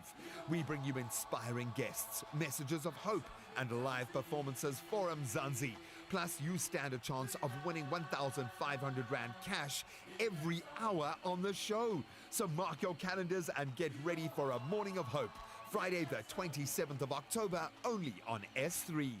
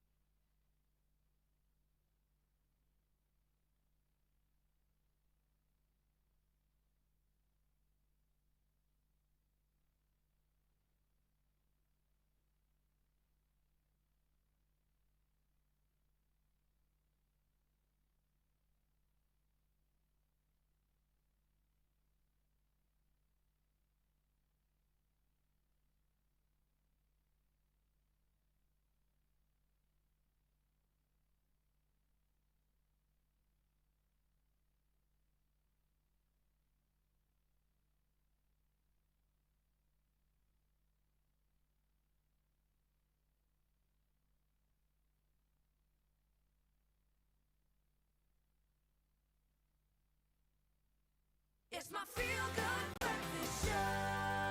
Oh, yes, Mzansi, welcome back. It's your Feel Good Breakfast Show. And let me tell you, if you feel as good as this man looks, then you know you come to the right place. He's joining us once again on the Expresso stage. The award-winning Afro Soul Jazz musician, Mandisi Dianchi's in the building. Brother, I must say, you are doing absolutely incredible things all the way back to when I first got to taste and experience your magic at the Philharmonic Orchestra's event. Oh, you've been doing so much. You're selling out everywhere you go, and we can clearly see why, especially this event in Joburg, right? I believe it's also sold out? Yes, the first night that we were playing 2 nights, the 11th and the 12th of November. Okay, 11th is sold out. Yeah, 11th is sold out. 12th is probably selling out after the show. I think it's going to sell out after the show, I think man. After we speak, they're going to sell out. It's scary and brilliant at the same time. We're playing with the big band. So these guys, and then we're bringing other 12, 13 guys on stage for a magical 2 nights. I absolutely love that. And just while we have this moment, can we just say kudos to the gents in the background? You're also serving us. Yes, Mzansi, bringing that extra class that we all just came for. But bro, it's been an incredible year for you, slaying away as you go. What is it that you are hoping people can connect with when you do perform? What are you hoping resonates with them? I always want the audience to feel seen. I always want the audience to know that someone has been where they are, you know, because we're going through hardships and sometimes you can feel alone, you know, but I want the music to sort of be a mirror to them to say, oh, cool, other people are also going through this and I can live to see the next day. Oh, I absolutely love that. Well, look, man, the band is ready. You have come dressed to the nines. The only thing better than this suit is this man's music. I'm talking about the one and only Mandisi Dianchi's, and this is Mabaphile. Take it away. Stage is yours.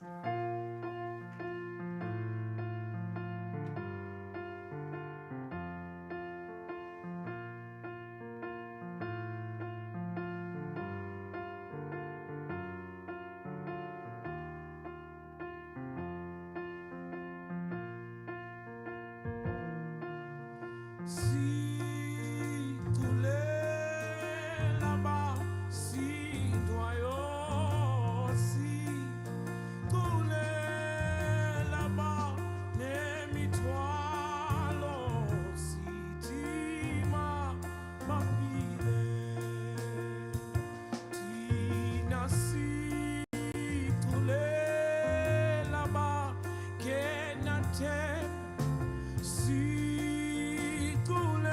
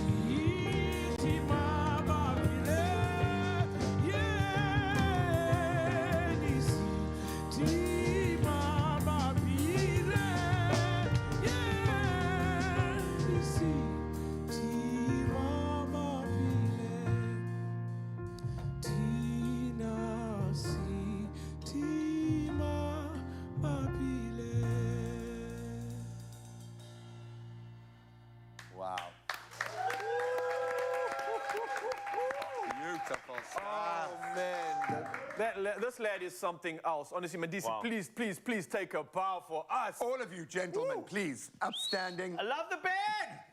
Yes! What an ensemble. I think to do this to musicians at this time of the day is something quite special, so we're going to do it to them again. We're going to ask them to hang around, and we're going to have another performance on our socials, on YouTube, on Facebook. We'll do that live stream. Yeah, and obviously a reminder that you can still get tickets if you're in Joburg for Saturday night. This Friday is already sold out. Saturday night is here, and clearly you can see why.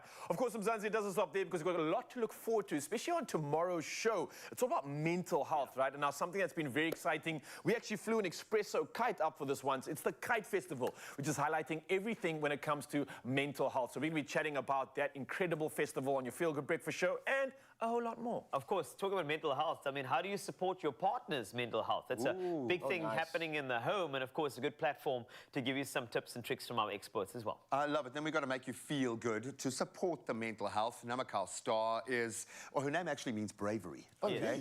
And she is a brave young girl who is, I love the fact that when I introduce these singers these days, it's not just a singer-songwriter, she is an author, she's a movie maker, she is a content creator. She is a plug-in. If you want to see what young people are doing right now, she's an amazing example of how far you can take your own personal brand if you are purpose-driven. So I think that's going to be a big part of tomorrow. So I'm getting goosebumps. I cannot wait. So we'll introduce you to Namakal Star tomorrow and get a couple of performances. Yeah, for now, though, ladies and gentlemen, let's play out the smooth, sultry sounds of Mandisi once again. Enjoy. See you in the morning.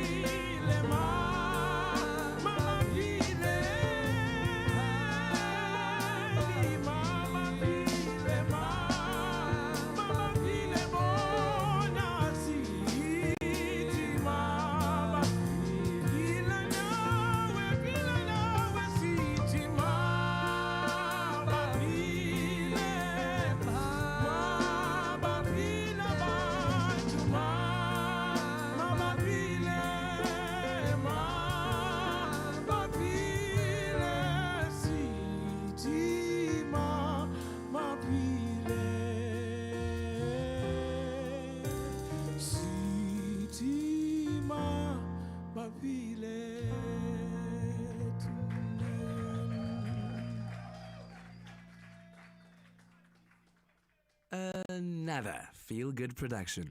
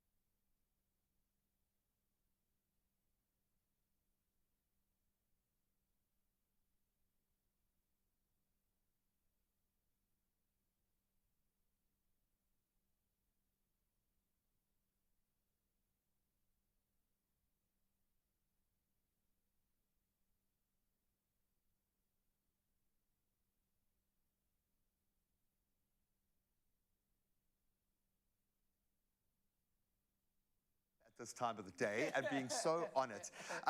But yeah, I asked this question of everybody who touches this little amazing slice of stage that we have right here, because it just feels different. When you're performing now, because the music lands differently for us, do you feel different when you perform it? Maybe I'll say post-COVID, but in this new era of creative, wherever we are, do you feel like music's relevance is changing at the moment? We've been with music indoors, you know, and we've seen how it's affected people. You know, we were playing virtual concerts, and we've seen the impact of that. And now to be outside, to feel the audience shouting at you, to feel the audience there. We're playing in PE the weekend, and it was raining, but people came out.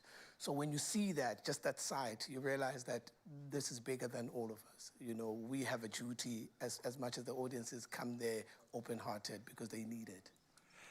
That being said then, is this creative genius just playing out? Because you're all exceptionally gifted, and I don't need to tell you that. I think your career comes as validation enough. Playing with each other must be the validation that you need, because you have to rise to a certain level. But do you feel it's a service that you're offering, or is this just you doing what you have to do, just letting it all out? From day to day, it changes. I think if now I feel fulfilled. I feel like I'm living my purpose. Yeah. But also you need to remember, in order for you to do it every single day, you also need to remember that it's bigger than that. You know, it's not just serving you to feel good and make you a good person, but someone else needs it. Someone else wants to hear it, and when they hear it, their life might change. You know, they might be in a moment of darkness or despair, but they hear a song and they go, "Ooh, there's the next day. There's light at the end of whatever it is that I'm going through." And often we don't have the language to be able to do that. We rely on you creatives to give us that. Yeah, definitely. And sometimes you can capture a notion in a feeling far better than you can with words. It needs to be expressed. So all of this being said, you've got one more performance to share with us this morning. Give us a background. What are you going to close out? The song is called Sizonyamezela, and it's just about people who are constantly trying. There's people who want to make themselves better all the time. With everything that's being thrown at them, they go, we're going to persist until we reach the end, which we don't know, but we'll persist. Fortitude. Fortitude. I love the fact that there is purpose underpinning what you're doing, but you all are just exceptional at what you do. So thank you for blessing us with that gift as well. And I hope you're going to get to see this man perform live, because you need to feel it. But here he is one last time with his incredible band. Mandisi, we love you guys. Thank you so much for blessing us with your talent and a lot of love and emotion. If you're struggling with something right now, you can keep going. Let's savor the second just one more time. The floor is yours. Take it away. 1, 2, 3,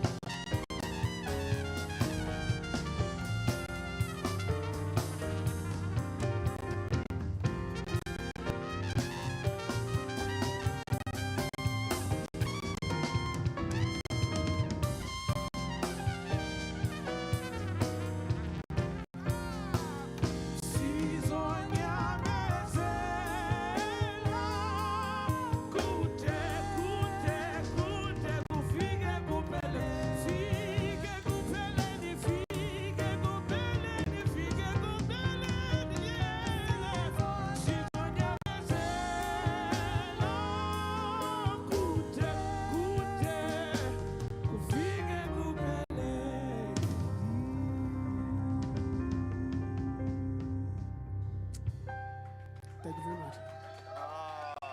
No, thank you. Just chatting to your team behind the scenes here, just wondering where you go to in your head. I'd love to see that. I think most importantly, I'd love to see you performing live, and there is an opportunity to do that just right now on the 12th of November, 6 p.m., the Theatre of Marcelos at the Emperor's Palace. The Jazz Orchestra is going to be joining Mandisi, and I would imagine tickets are probably almost sold out now. By now, they Yeah, I would imagine they're probably gone, but we try to give you a bit of a gap. But if you can see him and this incredible ensemble perform live, do it. They are amazing. You're a singular talent, but I'm not a musical person, but I get to see a lot of people in your position, and I love the fact that you're pouring so much back into the craft and into what you're doing. Thank you, thank you, thank you. What a way to round off an incredible Monday morning. You go out there and conquer your day. If it's a tough one, just keep putting one foot in front of the other. That's our way. That's the South African way. And one last time, go Bokke. Well done. Thank you, gentlemen. Absolutely immense. Superb. Thank you, guys. That was magic.